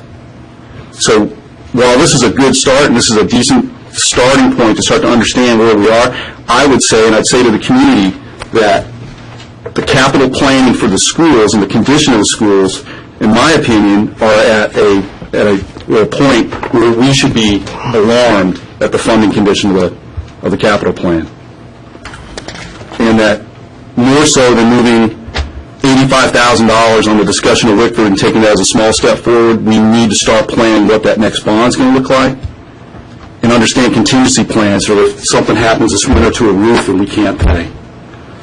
So, so when I asked the question earlier about fire suppression systems, the previous school committee had voted to allocate money for fire suppression systems in the grade schools. Some of that work's been done, some of it has now been deferred. Code plays a part of it. We know there's a discussion as to whether schools that exist on one floor need it. Point is that work was started, and now you have an issue where you have elementary schools some with fire suppression systems, some without. All my point is that we have a lot of work to do with the CIP. In my mind, this is the single biggest responsibility of the school committee, and it is in very poor shape. And we spent a lot of time talking about it. And I hope that with this step and maybe with the Wickford discussion, we'll start to reallocate these monies. I'm hoping that part of the discussion tonight is to release that bond money into the CIP and allow you guys to start planning for the well-being of the buildings. Thank you. Didn't get much time. Mr. Shreese, I don't have any problems with your motion. I think, if anything, it'll be easier to pass something like this through the town council if we limit to just Wickford Elementary rather than the other schools which have pupils in it, because I think they'll merely say that those are under our purview, that we should be funding for them. My only question would be, that's all we need, not the $100,000 that's on the... I spoke to Mr. Draper earlier this afternoon to get a ballpark, and I think we said safely we were in the $75,000 to $100,000 range to cover those. Yeah, I mean, the 100 is I think, safe for the stabilization. The numbers here are close to where we think the bids will come back at. We have a roof repair estimate in place. The boiler replacement is currently advertised. I mean, I don't have any objection to Mr. Draper or Mr. Thornton, Dr. Thornton, adjusting those numbers as they see fit. Obviously, they know the details of those two projects that need to be done to stabilize the facility over the course of the winter. And I know Nada said he's been in contact with Phil, help me out there. Bergeron. And discussing the work that needs to be done in the numbers. So I'm very comfortable with Nada, Dr. Thornton making the necessary adjustments. So can we make that in the form of a motion? Well, can we just vote on it? So it's sort of this is sort of a piece where it's also overlapping into the next discussion, which might clarify this discussion even further. So. Sure.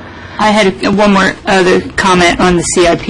I have lots of comments on the CIP. I don't mind holding off on the further discussion or an action on this draft until we get to the next agenda item, because I think we're fine addressing this on either agenda item, Wickford Elementary or CIP.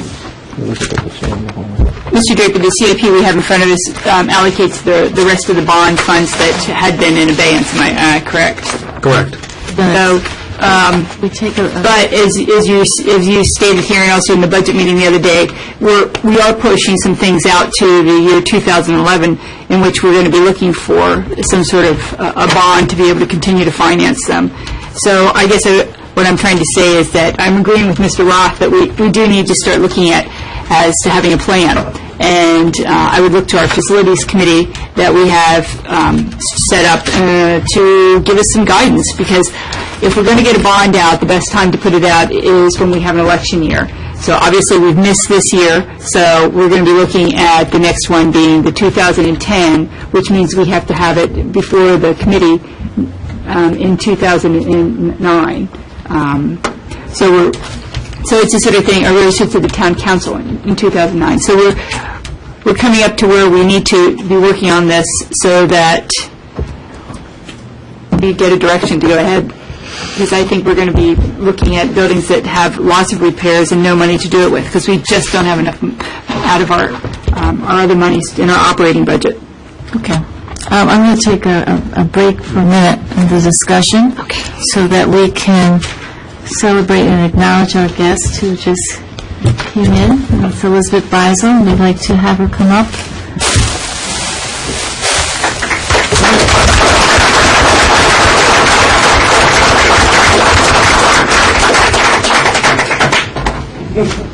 It's not often we can say we have an Olympian in our midst, but it's really an honor to have you here tonight, Elizabeth. And I was truly inspired watching you this summer. You're really just fantastic. And our first award we have for you this evening, Elizabeth Biber, congratulations on your accomplishments at the 2008 Beijing Summer Olympics.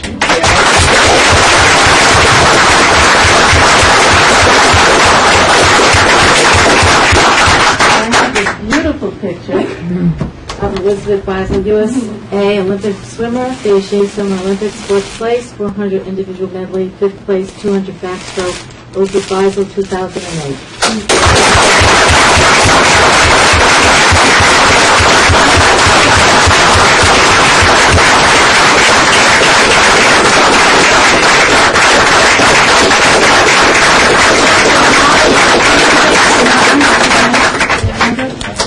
So if you could just come up here also, so we can get a picture of all of you together. And Lou Berger.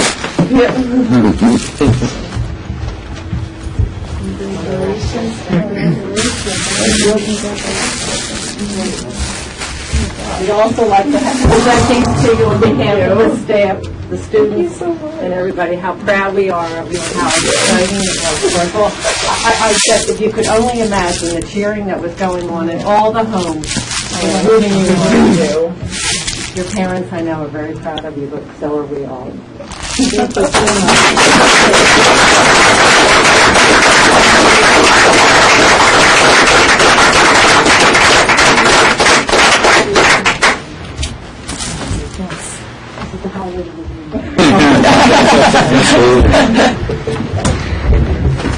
Stick around either.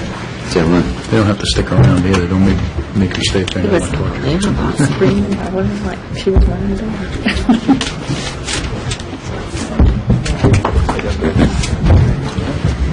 It isn't torture. You're taking care of the future of the world.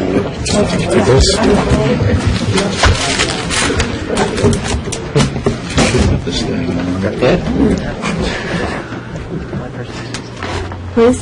Make sure she knows she's excused, right? Hey, want to take a 3-minute break? Sure. Good idea. Finally ahead.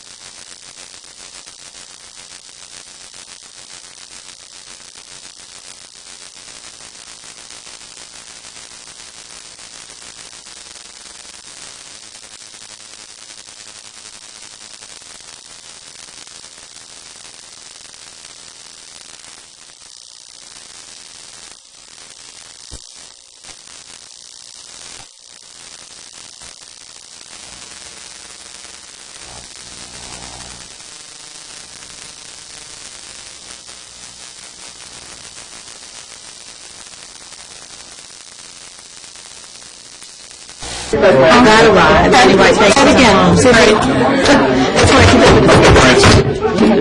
Can video cameras go to the back of the room if they're on the front row videotaping, if you don't mind? Does that request Mrs. Powell? We had that discussion.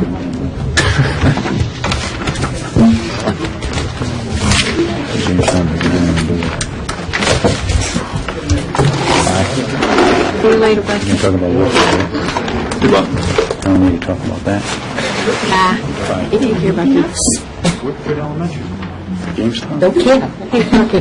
Becky, did you say your daughter's going to Carnegie? Yeah. I think they addressed that. I think that's what we're going to do, because we're going separately. I'm not chaperoning, we're just going separately. Thank you very much.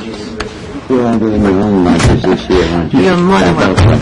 All right, we're, it's 9 o'clock, we have a few more things to discuss.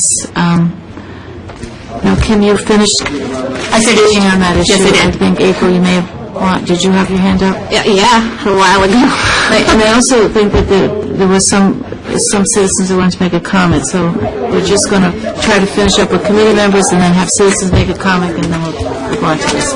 So, April? Yeah, Ned, do you need a vote on this tonight? It would be helpful so that I could submit it to the town council. Okay, so I got 2 lines of questioning, and the first one is part of statement and questioning. And we're talking about, if we have difficulties in working within our CIP, that we might have to go out for a bond. I think it needs to be said that for the last 4 years, the town council has not been giving us the money that they used to give us, and therefore we are falling short. We're falling short, we're falling short, we're falling short. Now, there are other options. I mean, you can go for a bond, or you can go back to the town council replenishing our CIP, and I really think we need to have those discussions. And I'd like to, at least look at that and how that works and if that is an option. First of all, if the town council funded this next year with another $500,000, we wouldn't be delaying anything. We would have money to work with right away. And so I think it's a time that we need to come forward and time to have a discussion with the town council, because it's still taxpayer money. And the taxpayers are still going to have to pay for the bill for all the CIP, whether we go for a bond or whether we go for the way we had done for a very, very long time, was where the town council funded our CIP. And I really think that's an important, discussion to have. That was one thing. The other questions I have actually pertain right to the CIP plan. If you were to just start thumbing through here, I just had some questions, and Ned and I, we played phone tag back and forth, and I wanted to get some of these questions answered before the meeting, but we weren't able to get a hold of each other. But looking at district-wide, the replacement of phone system in 2011, $50,000, in 2012, $200,000, in 2013, $50,000. As you see, it goes on. It's a $325,000 thing. This was something that Lee Rabbit was working on? Is this something that you still see as something that's absolutely mandatory and we need to go forward with? I included this in your CIP. Because that's a lot of money. VoIP isn't necessarily a dead discussion. However, it's definitely on the back burner from the discussions we've had through the Consolidation Committee meeting. So I didn't abandon it. I left it in our CIP. But it's not like it's something that's falling apart and has to be fixed in our district. $325,000. Okay. Going on to the other pages and looking at the canopy upgrade at Davisville Middle School, $75,000. I just had some questions asked on that. This summer I was there at Davisville Middle School with our church, and I had noticed just the paint peeling off the front canopy, and it's still, I don't know if it's been fixed yet or not, but what's the story on those canopies? We had a set like that over at the CD building, and when we performed the roof work this summer, we made the decision to just dismantle it. So we removed the canopies in that case. Is that from Davisville Middle School? What's that? I'm talking about at Davisville Middle School. I understand, Oh, but it's the exact same canopy Oh, okay. system. They did the exact same Oh, thing with a okay. corrugated metal surface. The pipes moved into the concrete panels that make up the sidewalk. The difference between CD and Davisville, obviously, is students. We would have a discussion with the principal, do we want to retain this? Can we do without it? I mean, plenty of schools have no canopy, no place for the kids to wait, so if it's something we should invest in repairing, we will repair it. Otherwise, we could run that cost down and just dismantle and remove it. Okay. Yeah, $75,000. $5,000, okay. The Family Consumer Science Room, what was that all, $42,000? That was from prior years' requests, and you'll find kind of a common theme throughout the CIP for bond proposals, as well as some of these non-critical issues, but they were included in former CIPs. I moved them into out years. So I know that there was a request for family consumer science rooms. You can see I put it into unknown, because I'm not sure if it's still necessary, and I moved it into out years. So if we receive feedback that this is something necessary, we could move it back up again in subsequent years. Okay. And then under designated, is that, those numbers factored into the total of what you need for a bond? Is that what you're asking for, or what is critical or unknown? What is the undesignated numbers? We have, if you go back to, you're saying at the summary? Well, I guess what I'm basically getting at is at Davisville Elementary School, you have, for addition and renovation. Yeah. Right. Okay. And if you look at Forest Park, you're looking at additions and renovations. Unauthorized bond. In the undesignated column, the Right. unauthorized bond category. Right. So what I But did... these, I'm just trying to get a real reality grasp on numbers here of what is it that we actually have to need, and that really is a deferred maintenance or something like, because we keep getting these visions that our schools are falling down around us. What is the total number? And when you talk about going for a bond, is this bond going out not just for absolute repairs, roofs, boilers, and AC, but it also is with the bond, or what you're talking about here is also for additions to the buildings. School capital reserve and authorized bond, balance on $9 million. Those are the two categories that are needs now. And those are the needs that we foresee for the next 5 years. In an effort to recognize what the community had already done for different projects and different goals, I retained the unauthorized bond totals and the RGB, those types of things that were discussed in years past. I didn't want to abandon your history in the CIP. I'm not making a recommendation one way or another that you proceed with those. That's why they're in the undesignated category. And that was something I would defer to the Facilities Subcommittee and/or the Asset Management Commission and the School Committee for guidance. So they are included here so that they're not lost, but we're just focusing on our recommendation relative to deferred maintenance. So the things you need to do for the schools that are open right now. Yeah, and so then in looking at the CD administration and maintenance of buildings, which is the last page, it's CD administration, maintenance, parking lot, and lighting in the year 2011, $206,000. Is that something that absolutely needs to be done in 2011? What is all of that? We have some lighting issues over by the CD building. We're going to put some wall packs in the meantime. That was part of what happened when we removed the canopies. We realized that there were some lighting issues over there. Parking lot, if you look at the lot adjacent between here and the maintenance area and where the new fuel tank was put in, that pavement's in pretty good shape. If you look over towards the CD building and around that area, you can see that pavement's breaking up. Will it last a while? I do believe it'll last a few years and we'll be able to live with it.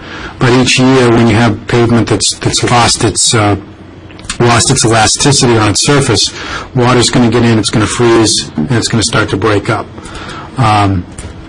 I think the next 2 to 3 years, we should be okay there, but it will start to break up to the point of where we're going to need to repave it.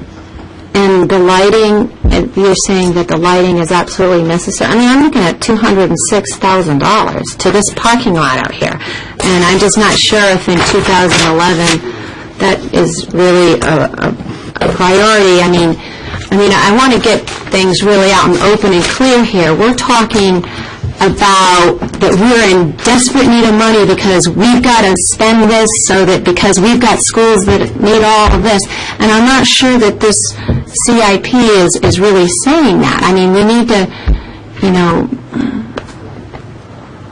I just don't see that $206,000 being an accurate reflection of what this area needs out here. I just don't go with it.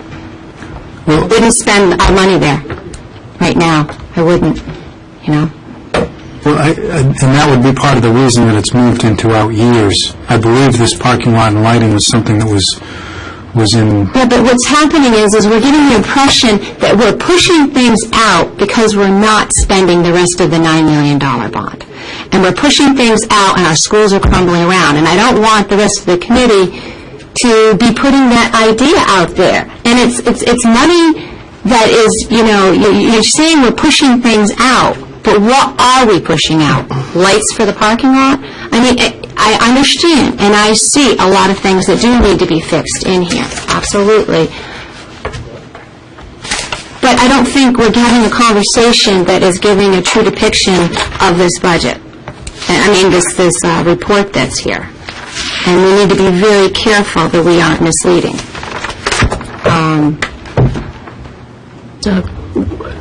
What's misleading here is that you have funding allocations into the future with SCR next to them with phantom numbers. Right now we have $979,000 in the capital reserve fund, period. You've got allocations in here in 2011, 2012, and this is where your deferrals are, Mrs. Brunel, under the school capital reserve funding listing for money that's not there. So everything that you see that's got into the future with SCR next to it is funding that doesn't exist. So while the lighting in the parking lot may be debatable, other elements at these schools, including the middle schools, including the elementary schools, are being allocated to funding that does not exist, and there's no plan for it to exist.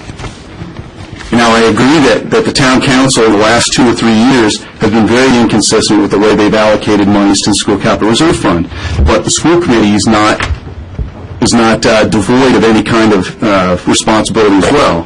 We're allocating every bit of a surplus to operational items, including COPS and the cafeteria fund. Items that, if we choose to pay for it, should legitimately come from an operational budget because they are operational expenses. That surplus of $450,000, whatever is going to be finalized in the audit in December, should go to the school capital reserve fund to start paying for these deferred expenses. No one is, and I take a little bit of umbrage at the fact that you think that the consideration that these things are being pushed out as a scare tactic is wrong. We have $979,000. I notice in here under the funding codes that AB9 net is the designation for the $9 million balance, the $2 million that's left. I don't see many AB9s in this report. I see 1 or 2. So I think that money has not been allocated completely through the CIP. You've held it in abeyance, correct? We just looked at the deferred maintenance needs that would fit within what rides approved and what bond money is available. If we approve this CIP tonight, are we allocating those bond monies tonight? Some of it. Well, we would request of the town to seek the bond funds when we need them. So, only in the case of the bond would we approach the town and say, we want you to go seek these bond funds in the market. And we still have the issue of we would still have to approach the school committee for authorization on a bid. So if we go to bid, so we have to see you again. Timeline-wise, we're still quite a ways away from actually being to execute any of these plans, even if we want to use. So that's what the delay of 2 years. This is relative to fiscal year 10. Yeah. So those are all deferrals. We have $975,000 at our disposal. That's the reality of this. And that's all earmarked, and if something should happen, God forbid, you have a lightning strike or a heavy snowstorm that damages an existing roof that was due for repair, we're broke. Not necessarily, no. No, the town has a fund set aside for our school system in case we have an emergency. That's correct. There is a fund set up. And if our roof caved in, our town would be able to fund that. So let's be careful and say, in case you have a huge emergency, we will not be. Get that I would say that the CIP needs to be amended so that whatever the current balance is for the school capital reserve fund is reflected, and that the SCR designations for future expenditures need to be TBDs, not SCRs, because that's a fund that doesn't exist beyond its total. But that's a funding source that needs to be that is to be determined. I would make that in the form of a motion if I have support. I have a question while we're on these. I'll second that, actually. I didn't get a chance to answer my question, ask my question, as related to what... Just a minute, we have a second right now on the floor. A motion that all capital reserve allocations, prospective allocations in the CIP that move beyond current balance be redesignated as TBDs, funding to be determined. And that we only allocate the balance of the school capital reserve fund we have on hand. That was seconded by Renee. Mel. I was going to speak to that. I'll just make my motion and that will express my ideas about it. I was speaking to that before she made the motion and I had my hand up. I think we're putting too many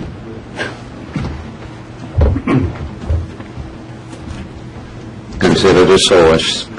I think we're putting too many restrictions on these, and Mr. Draper has spent considerable time, and that's within his job spec to do these things with our approval.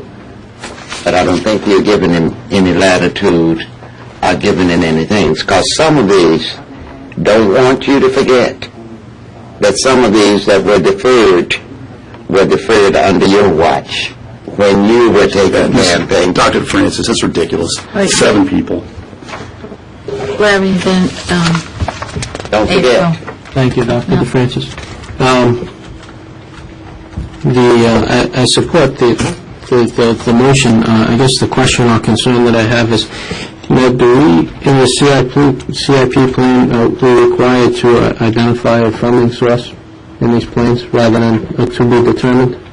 I mean, we should identify a funding source, but I included an unknown category for those items that we either could not identify a funding source or didn't have a typical way to address it. So the requirement would be for us to identify a funding source, obviously prior to putting it out for a bid process, but we don't have to identify a funding source in these early stages of just a plan development.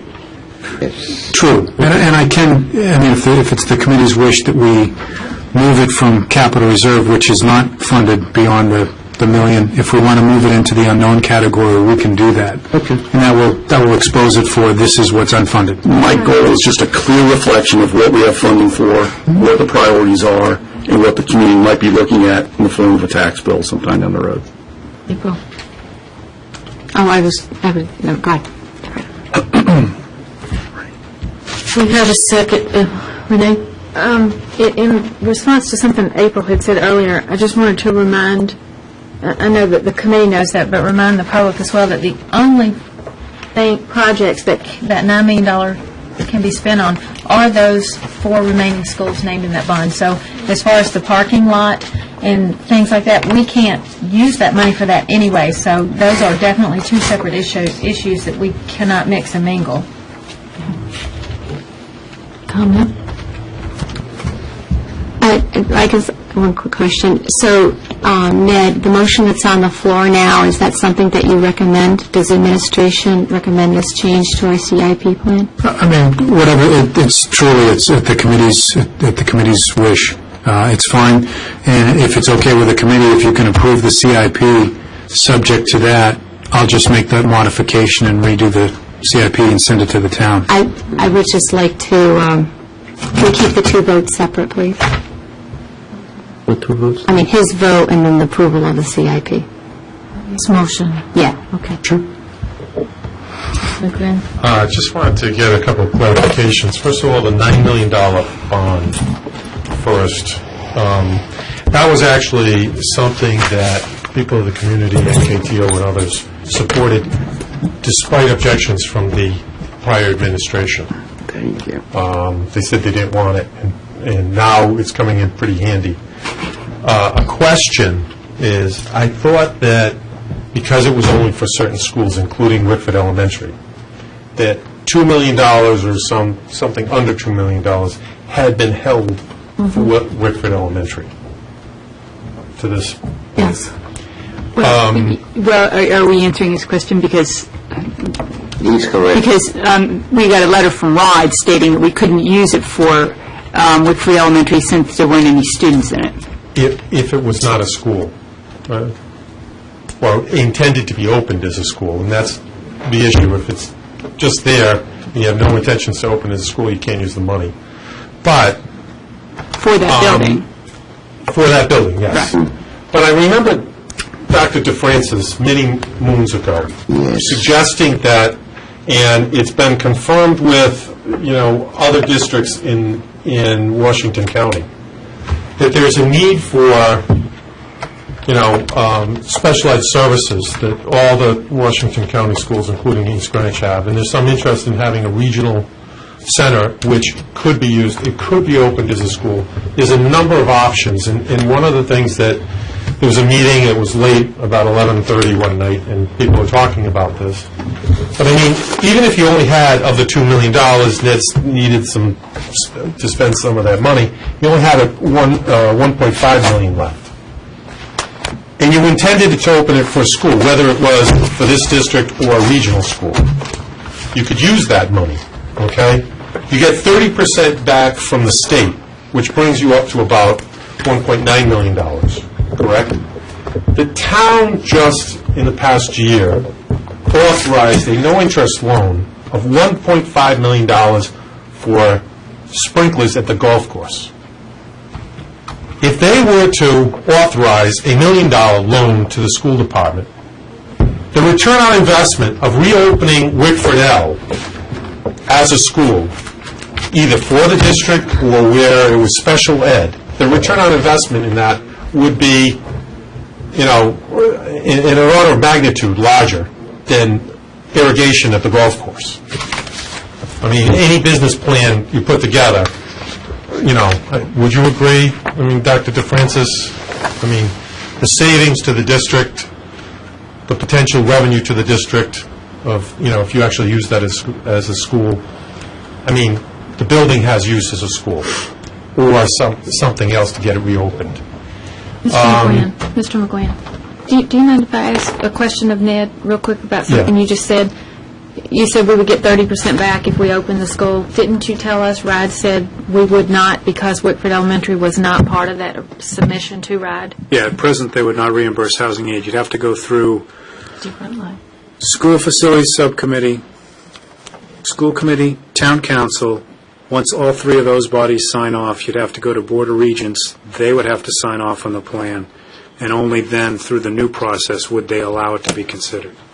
Okay. But you'd have to go through a whole new process. They It's wouldn't. still potential to get it, and even if you didn't get it, if you got the same money as the golf course, you're still above the money needed to open the building. RIDE's criteria now would be relative to your capacity.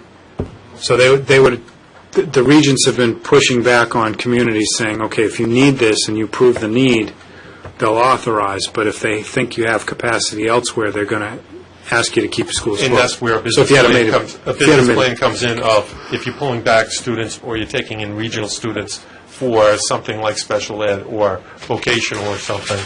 Even if you had a computer, a high-tech vocational center, I'm just throwing things out, you could, there's options. And it seems like we're going across the path where there's no options. And I think Dr. DeFrancis put one on the table months ago, and it hasn't really been looked into, the feasibility of that option. Something else I just wanted to mention to you on the Capital Reserve Fund, in funding it. The overnight gambling money that's coming from Follow the it state. down. What? If it comes and they don't go bankrupt and all that kind of They're on the verge of bankrupt. But the thing is, I think you're going to get a letter from the town council suggesting that that's a way, it's about $250,000. Instead of putting that into your operating budget for fuel and whatnot, actually put that into fund capital reserve.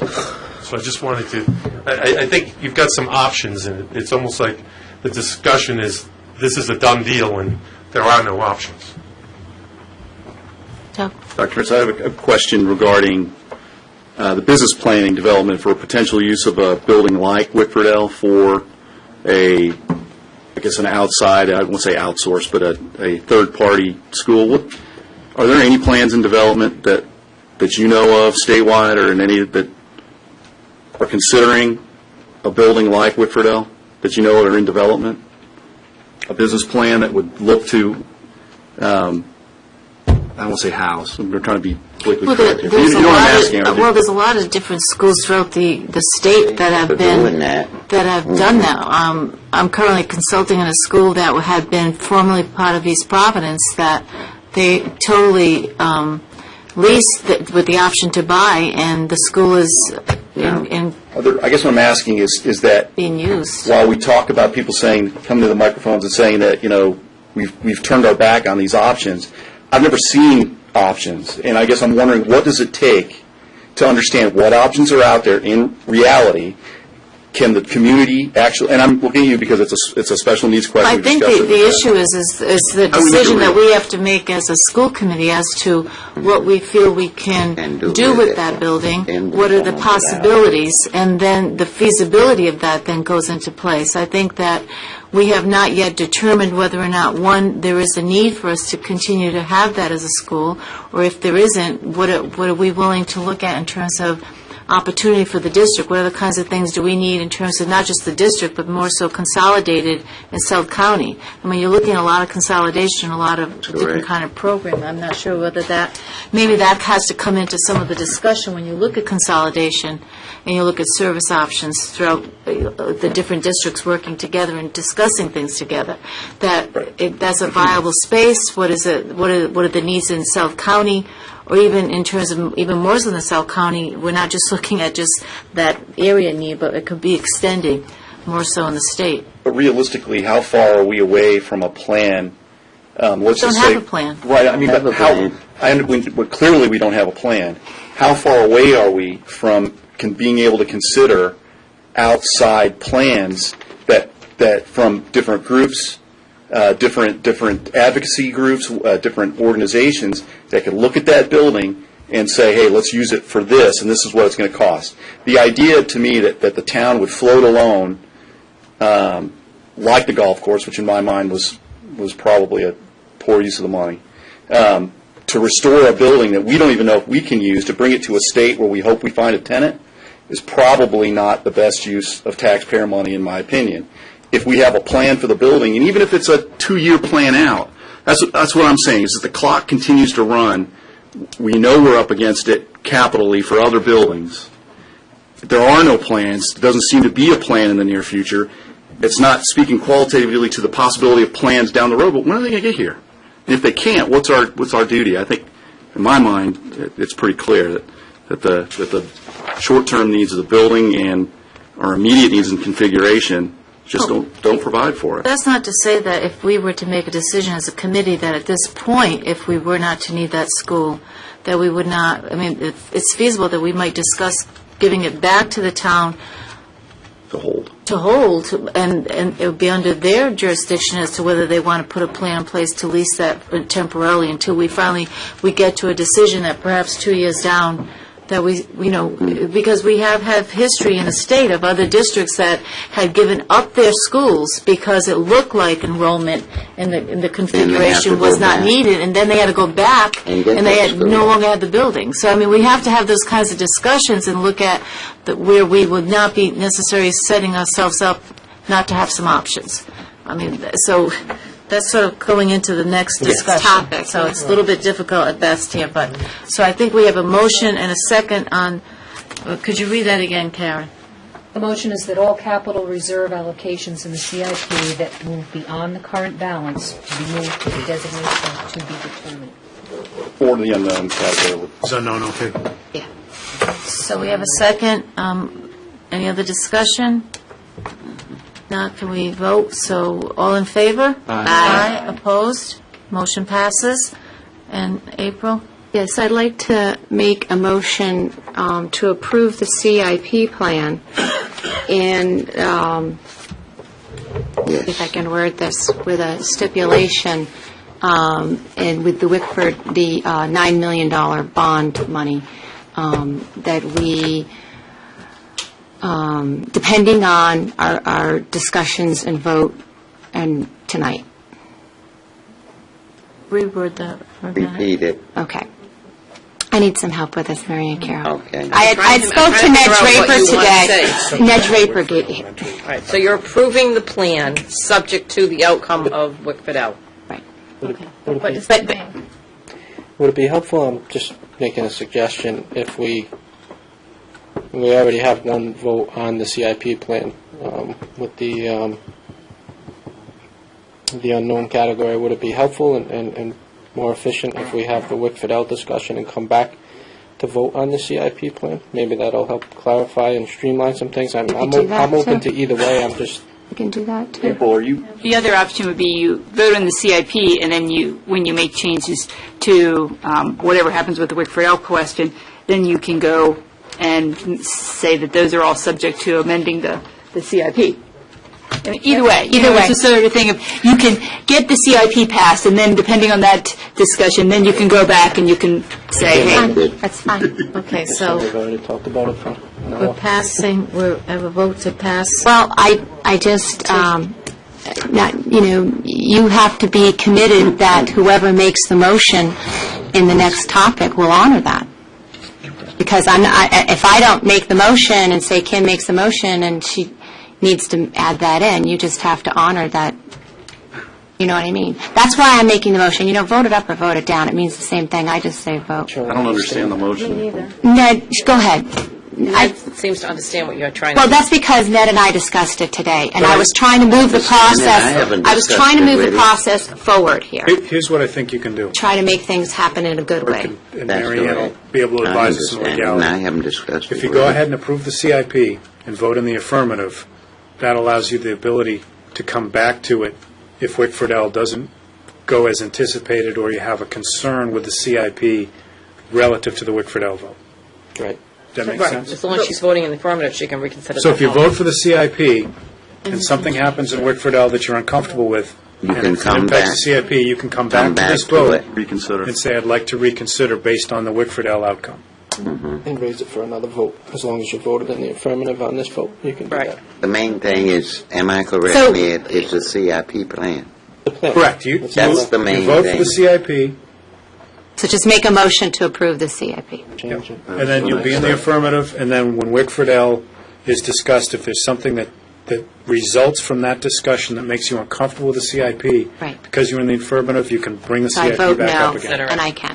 Thank you very much. Just trying to make it move faster here. That's all I was So trying there's to a do. motion on the floor to accept the Second CIP. The second. Kathy? Because I didn't get up here quick enough. Yeah, I had a couple questions too, and based on some other comments other people made. The first question I have though, Ned, is the high school item, the 175, and reading the Asset Management Commission. Kath, what layout, page is that? Towards the end. Should be in the lower left corner. 23, thank you. Thanks. Could you give us an update on where this stands as far as has a request been made yet back to the contractor or to the town for reimbursement on this? We have not, we have discussed the issue with the town. They've been involved in the process of trying to get a bid for this. Our status right now is we've had the roof contractor who's conducting the work at Wickford Middle and CD, take a look at the membrane issue we have. They are going to give us an estimate for one unit, one HVAC unit that's isolated, that's kind of a case study. We also met with a manufacturer of the roof that's utilized up at the high school. They've signed off on what we've discussed with the contractor. We don't have a price in hand yet. Assuming that that work will take and it will solve our problems there, we would apply that to the rest of the ductwork and then get a more defined price. As far as paying for it, we understood that we would pay for it out of capital reserve for the case study, if you will, assuming that that will only be a few $1,000s. And then if we have a solution, we'd have to meet with the town and say, okay, here's the solution to our problem, here's how we think we can fix this, now what do we do about paying for it? And that's why it's in the unknown category. So that reminds me of what happened in '06, the payment for, I don't have my pages dog-eared here, for the band room, $76,000. And I think the committee at that time had talked about, well, let's ask for reimbursement for that money. Did that ever happen? Did the town turn us down, or did we not ask? I don't know. I was unfamiliar with what happened with the band room. I just knew from our records that was money we spent upon. I didn't know that there was any indication to seek money from the town. So there's, $200 and something thousand that potentially is coming out of our monies, and as Larry, put this statement together to ask the town to help stabilize Wickford L. It is taxpayer money no matter which way you look at it, but to help this balance sheet, it might be something worth reconsidering, that you even roll up and look back at that $76,000 again from the band room that you guys paid for, that clearly was... I think, Kathy, to look at the accessibility of that band room, so we had to do that to rectify that finding. Right. Then it wasn't, the architect kind of That was what we were going to look at, go back on the builder. The final question I had has to do with that outstanding balance of the $9 million. I was able to identify, I think, 3 projects on here. The $500,000 for Wickford Middle, and then in the out years of 2011, Fishing Cove for $275, and then $50 at Forest Park. So am I missing any other ones? So does it leave like a little bit more than $1 million unspent, and is it because there's no other projects right now that meet the criteria? It would be the projects that meet the criteria. Correct. Fishing Cove HVAC was the other big number, and some additional work at Forest Park. That was the 325, and the 500 would be for Wickford Middle. So 825. Correct. So if it was close to $2 million, it's a little bit more than $1 million, or if it was less than, it's less than. And I just want to address the 30% reimbursement. That Rye did say that, if any monies ever did go to Wickford L, that it's not a given that the 30% would be there. But I have to remind everyone that in 2004, they approved that money. I think all of the documentation would be there that it was, reimbursable. I think the case has to be made, but they approved it once, and because of paperwork errors in 06, it never got back on the list.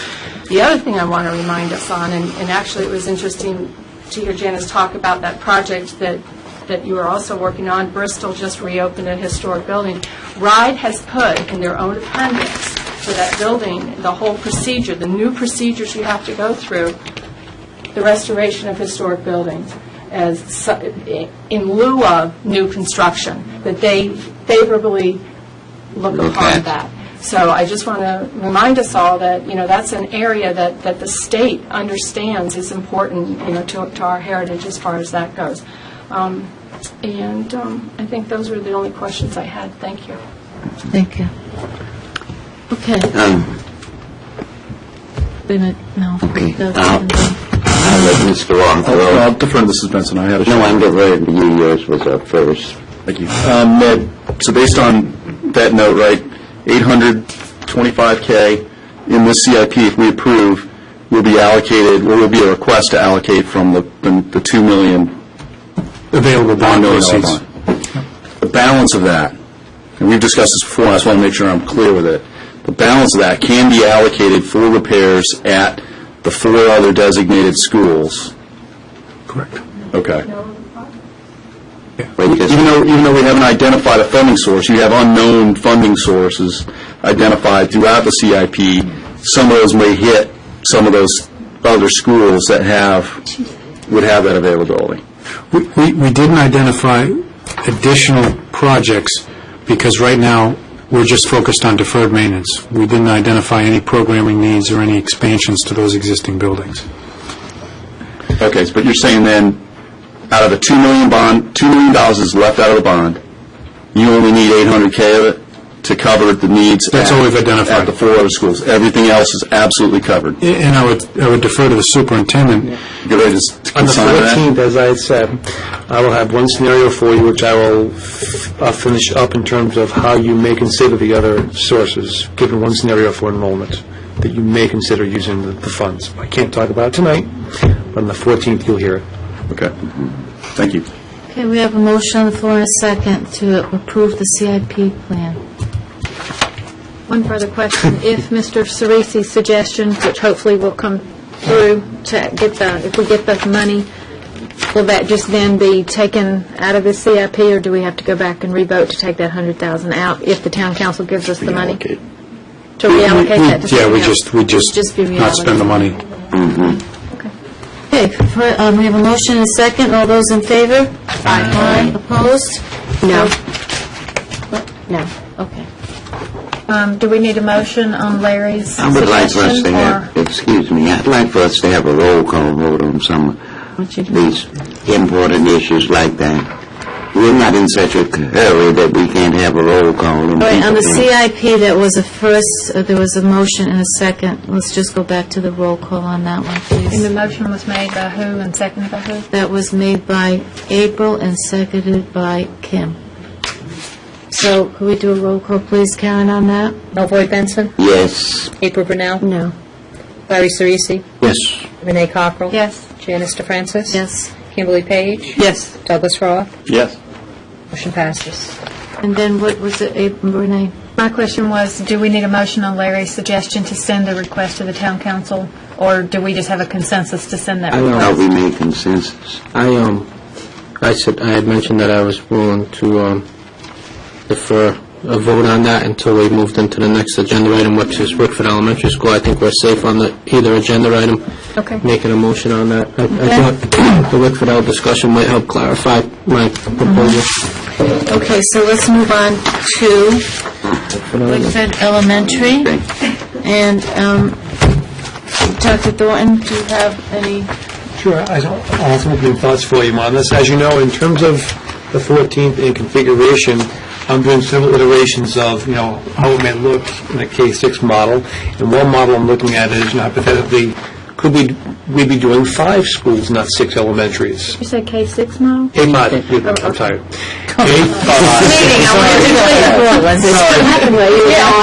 K5, whether it's 6 or 5 schools, that's one scenario I'm investigating. If it was 5, which one would it be? But nowhere on the table is it 7 schools. In terms of enrollment, it's doing this. I cannot envision a use for Wickford L in the or even 5 years out future in terms of using it for K5 students. I just don't have it in my thinking anywhere on the table. It's right now it's 6 or 5 schools. Nowhere is it 7. So with that, I'll turn it over to you. Larry, Doug. Thank you, Dr. DeFrancis. Thank you, Dr. Thornton. Just a couple of, I had actually asked for this agenda item, and my thinking was that as a school committee, we can have a healthy and productive discussion ahead of our joint meeting with the town council on this agenda topic to help move the process along. I kind of look at it as a two-part process for the school committee side of it. In line with what Dr. Thornton said, in the recent enrollment figures that we received from Dr. Thornton, you're looking at over a 10-year span, K through 5 enrollment is down 356 students over a 10-year span. That's correct, right? So I agree with Dr. Thornton that enrollment-wise, you're looking at the potential of 5 or 6 schools. 6 is obviously the current number of facilities we have, elementary facilities we're operating now. So as we step through the strategic plan process and we step through the reconfiguration process, I think it's clear that it's going to shake out to be 5 or 6 schools, definitely not 7. And going back to what I had said on the 2-part process for the school committee, I think you look to the school administration for their recommendations, which Dr. Thornton just expressed his thoughts on the matter, and the school committee to determine whether or not Wickford Elementary fits into a long-range strategic plan for the school district. And although the strategic plan is a work in process, we did recently vote to support the implementation of the K-5 configuration for the start of the 09 school year. So, in looking at the enrollment figures, over the past 10 years, the fact of possibly staying in the 6-school model, maybe even 5, I would argue that at this time it's not feasible or necessary to reopen Wickford Elementary School as an elementary school.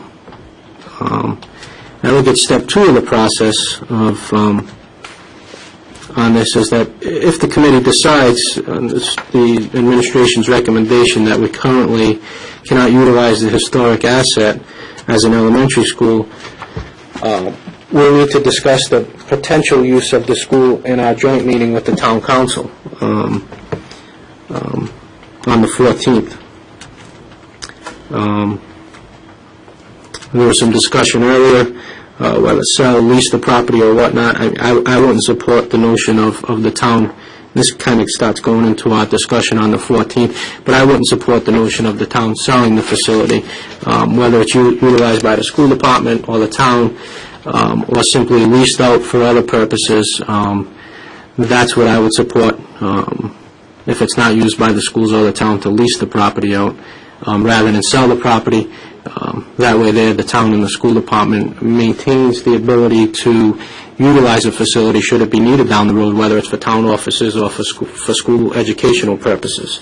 Obviously, once you sell the asset, once it's gone, it's gone. If you lease it, we still maintain that ability. And I think that was a recommendation of the Asset Management Commission as well at the time, was not to sell the asset. If we decide as a committee, again, that we don't need it as an elementary school at this time, I would say, step 2 is with the town council on the 14th, where do we go from here? What's the process? I would argue that it needs to be an extremely community-inclusive process as far as what the building is going to be used for. If not an elementary school, whether it's used for VOTEC Center, whether it's used for special education purposes, administrative offices, or whatnot. But a couple of points that I wanted to make in some conversations that I had, and I think it's important for the public to know that the school department or the town cannot sell the property without the approval, without the voters' approval. In order for the town or the school department to sell that property, a referendum vote is necessary, and the people of the community, the voters of the community, would have to approve that sale. I know some are concerned that the property is going to may be sold without community input or community say-so. That's not the case. I mean, the community rightfully should have input and say-so, and they will, in the form of voting on it if that was ever a proposal by the town or school department to sell the building.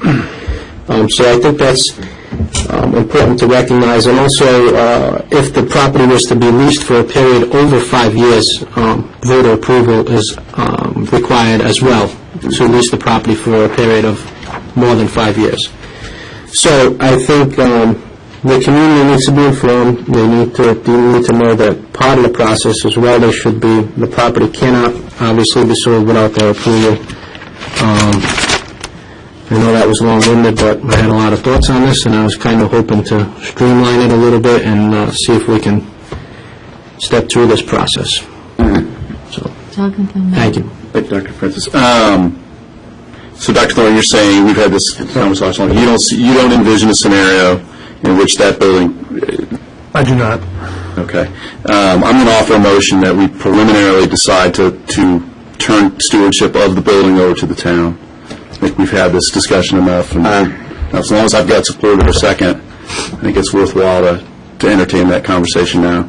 I'll second it, but I need to know what you mean by preliminary. Well, you know what, in deference to what Mr. Cerisi is saying, I think his process is a good one. I think that the discussion on the 14th is the right one to have, in that that's the respectful process to engage in.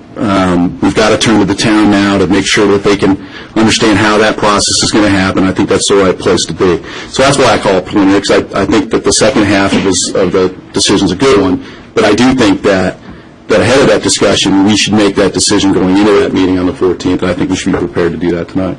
And I think we have enough information. We've heard preliminary what the superintendent is saying. We've had a lot of opportunity to do this. We voted on it before.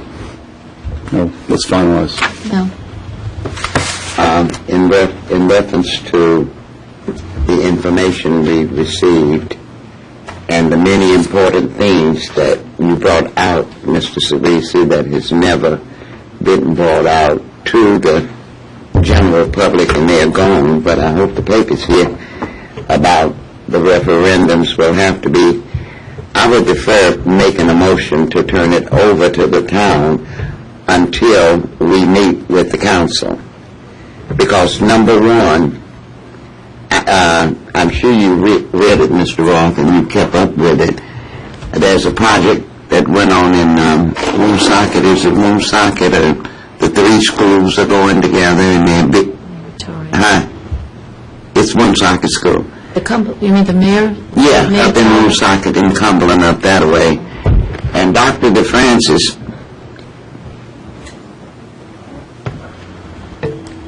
I was looking for some clarification. Dr. DeFrancis gave us a very good idea about a couple of meetings ago. And I would advise you all, before you give it back to the town and consider your motion, is to drive over off of Camp Avenue. And I know Mr. Draper, Ms. Gardner can't tell right off of the top of their head at the money we're spending to send students over there. I don't know what we're going to do with it, but I'm in favor of keeping it. And the idea of a regional school, having it regional, like she said, there are buses coming into Quonset. Come over some evening, and we'll walk up there, Mr. Roth. There are buses coming over to Quonset from all directions, and that was something that we gave away and turned it over very quick. So I think the motion would be moot until we met with the council. And there was a nice article in the paper today. So I think in the spirit of cooperation, we should defer this motion as to giving it back until we meet with the council. Larry? The motion is problematic, and I may support that motion after our joint meeting on the 14th.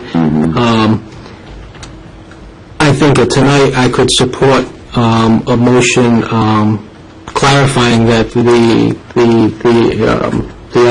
Wickford Elementary School is no longer, we could no longer utilize the asset as an elementary school at this time. I'd support a motion basically confirming the discussion that we just had in the superintendent's comments.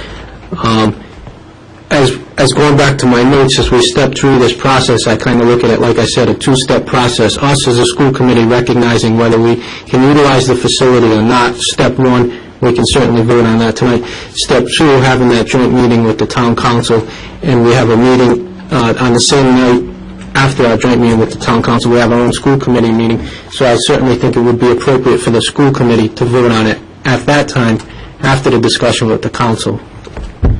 I just want to make a comment on that. I think that we may recognize that we no longer need a seventh school as Joseph Elementary.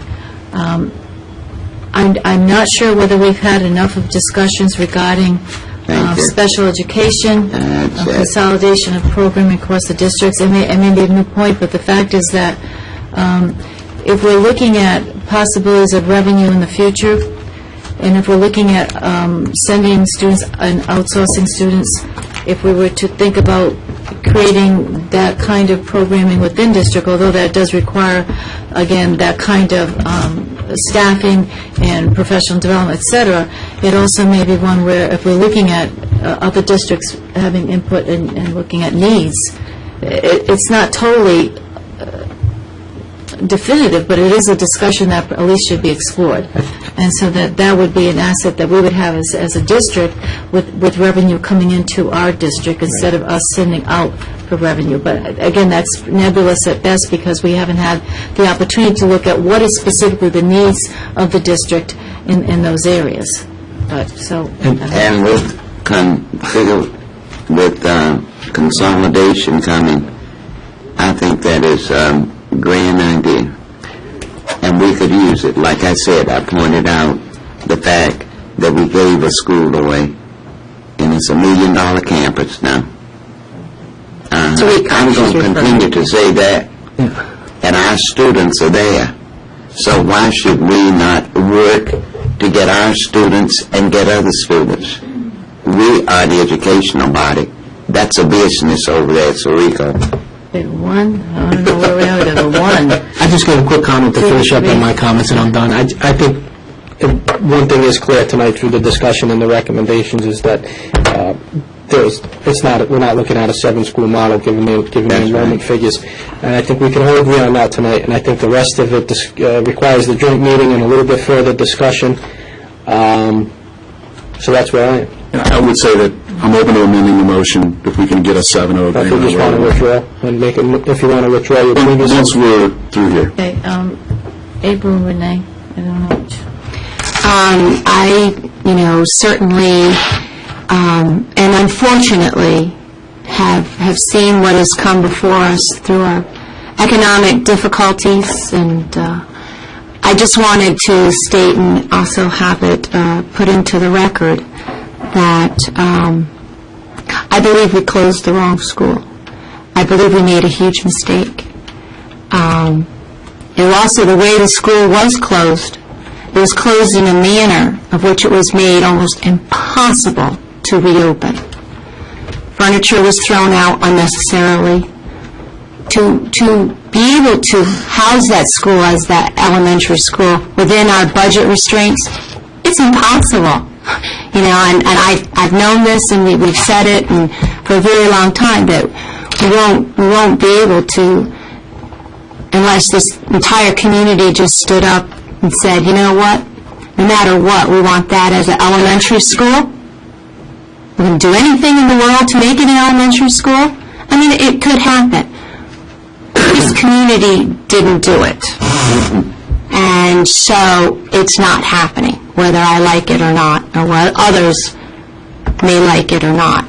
And we just, with our economic, laying off teachers, laying off paraprofessionals, there's just no way we can have that as elementary school, and I kind of resign myself to that. So I would be supporting a motion if you could change that, Doug.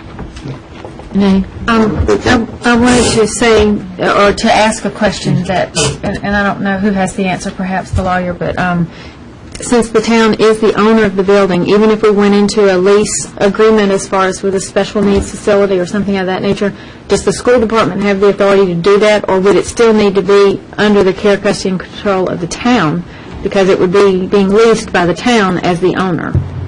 So I'm just wondering, I mean, I don't think that if we turned it over to the town that we would actually negate the possibilities of using it as an educational facility that we leased out. Right, the town could lease it as a special ed facility or a vocational facility. Okay, so I wanted to be clear that if we do cast that vote to turn it back to them, then we're not getting rid of that possibility. And also, this may go along with what Larry said is his second part of the thing, but I think I read in the paper from one of you that you supported a committee being formed, and the school committee does not decide the future use, obviously, but I think that as citizens, some of us could provide that input, and if we sent someone from our group to be on that committee, I would like to offer, if April is interested, that she be the one, since the building is so, well, it's very important to you. And I respect that, so if we have a committee, I would like for us to, more committees. I think part of, you said you're correct, I don't think it falls under our purview as a school committee, but I would strongly advocate as a community member and a school committee member that a community subcommittee group is formed to discuss what becomes of the facility, use of the facility in the future. I really think that it needs to be inclusive of the community to support whatever action is going to be whatever's going to become of that facility. So, yeah, we don't have the authority to make that decision, but I would strongly advocate that to the town council myself. And I would too, and if April doesn't mind me throwing her name in the hat for consideration, if that committee is formed, I think that she would be a good representative from this body. I wouldn't go that far, but... I would just add that I see the step process that Larry had put out, and I think that's a good format to follow. My only concern about voting to just hand it over to the town would be that they would then be in a position where they would be able to just go ahead and sell it. If we just handed it over to them, you're relinquishing all your control at this point. And I would like to have a dialogue with the town council.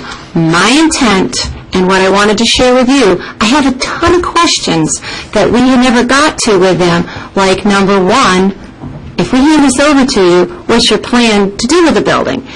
So I'm not ready to support that and relinquish that, but in the future, I probably would be. I just want to take this in a nice step-by-step, and also to protect ourselves,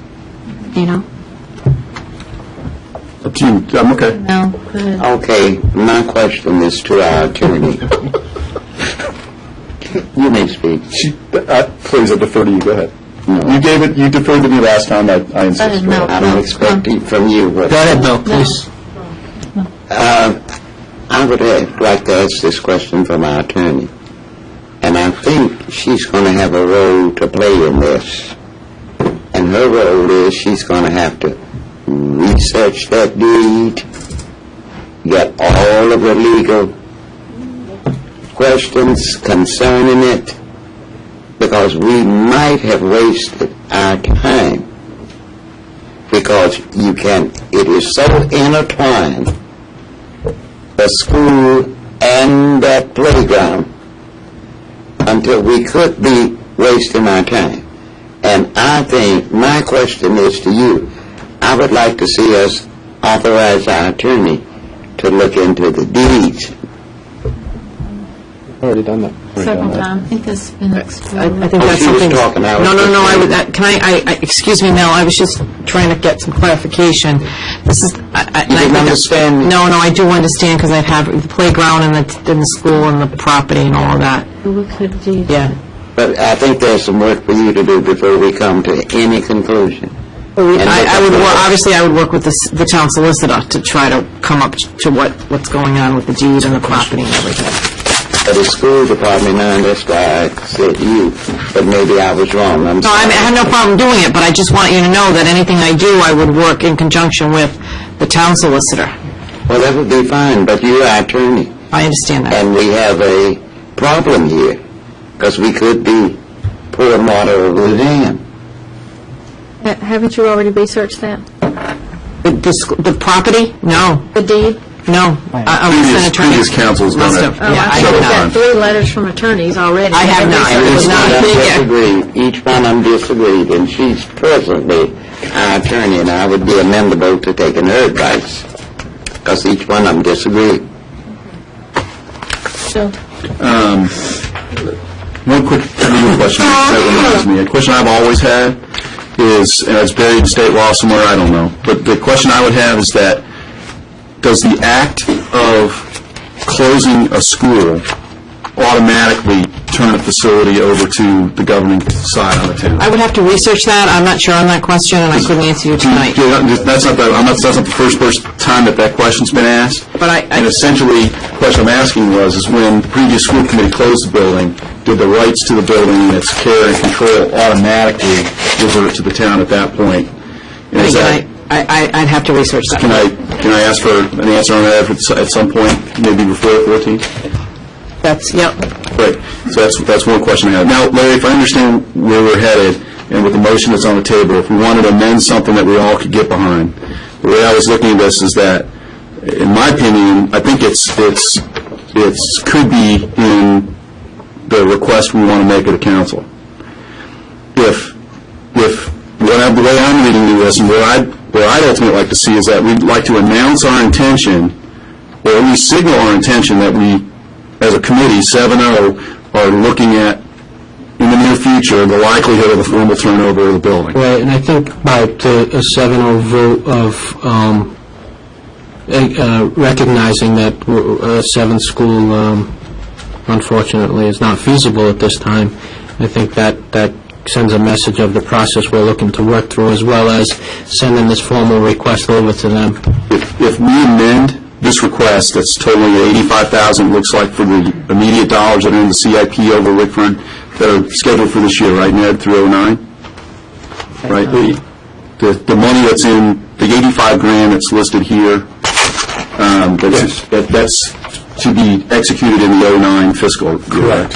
If we amend that to request that the town council then take a plan to take capital control over the building for the 09-10 school year moving forward in this request, so that we're signaling, look, we're asking you for the money to cover our capital needs now.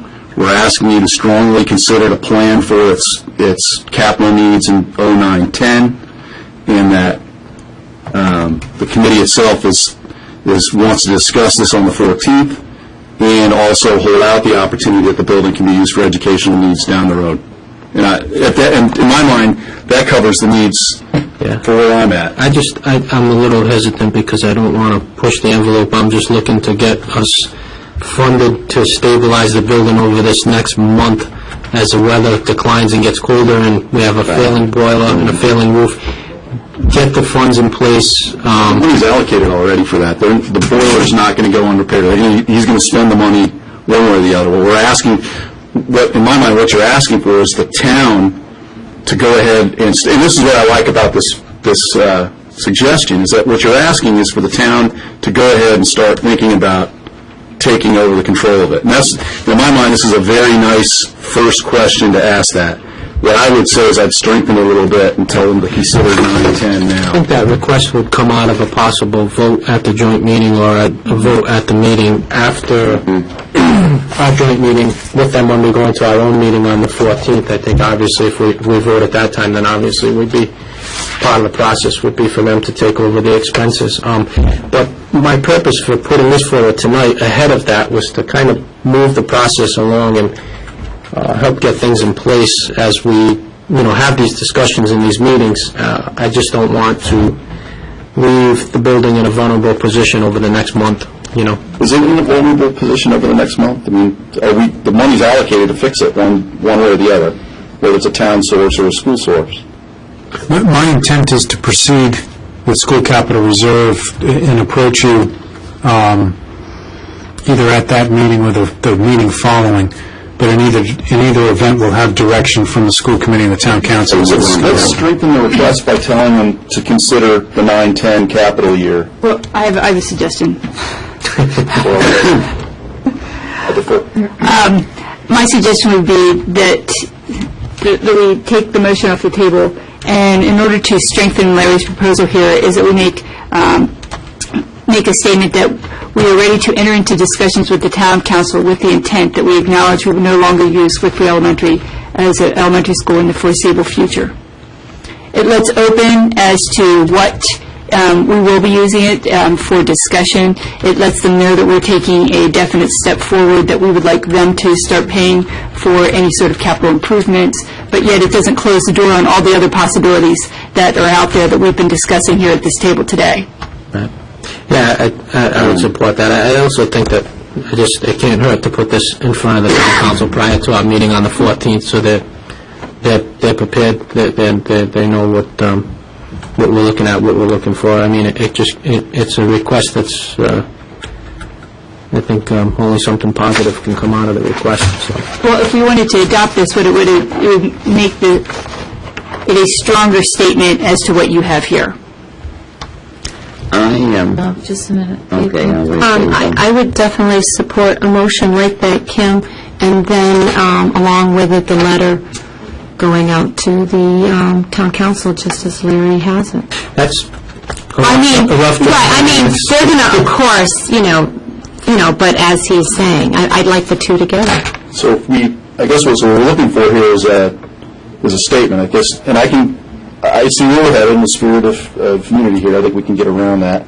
But it sounds like, and it's important to me that we make a statement here acknowledging that, based on the input from administration and the reality of the situation, that we don't see using that building, and that we need to formally discuss how this transfer or whatever is going to I happen. would think that we go back to what Kim said, related specifically to that we don't see it being used as an elementary school at this time. As our superintendent has recommended.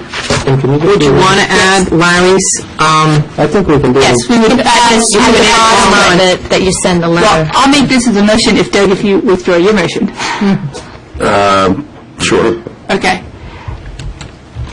My motion would be that we enter in discussions with the town council with the intent that we acknowledge we no longer use Whitford Elementary as an elementary school in the foreseeable future. Do you want to add this? Well, it would be along with that. In addition to the requests. They would both be together. Could you take her motion and his and come up with one great statement? Because both of them are good. But you said acknowledge. It was something, the word knowledge, I acknowledge. What was your motion? Read it over again. Yes, I can read it again. And at the end of yours, if you just say furthermore, the committee respectfully requests, and just add that right into it. Okay. Yeah. Read your motion again. Okay, I make a motion that we enter into discussions with the town council with the intent we acknowledge we will no longer use Wickford Elementary as an elementary school in the foreseeable future. And we would ask them, we would ask them to look at our proposal, as Mr. Cerisi has put forward to us. That's good, but I don't like the word acknowledge. I think after dealing with his research and his plan somewhere, it's not, acknowledge means we've committed something guilty. I agree with you. All right. And of course, I'd use acknowledge because I thought that was the word that Dr. Thornton was talking about. Based on the input from the administration, the school committee, by a 7-0 vote, has decided we can no longer see the use of the building. what about recognize that we no longer need it as a school? I'd use recognize, that would be fine. Yeah, but to acknowledge like we've done something. How about you recognize based on the recommendation of the superintendent? That's correct. That We've got to have some scientific basis there. Yeah. I would start it with that, based on the superintendent's resignation. How about if we let the superintendent wordsmith it and draft it and basically convey what our vote is tonight, which is to that we're no longer... You can't do that, Larry. We have to vote on this. Yes, no, we can vote, but I'm saying, based on the vote, let the superintendent draft a letter and send it over reflecting our vote. Do we have a motion on the floor right now? Just a second, Mel.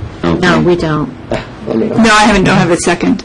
I thought I heard Larry second it, but I'll second it. We have a second, so we have a motion and a second. Just want to make sure I hear the wording right. Yes, we read it Again, please.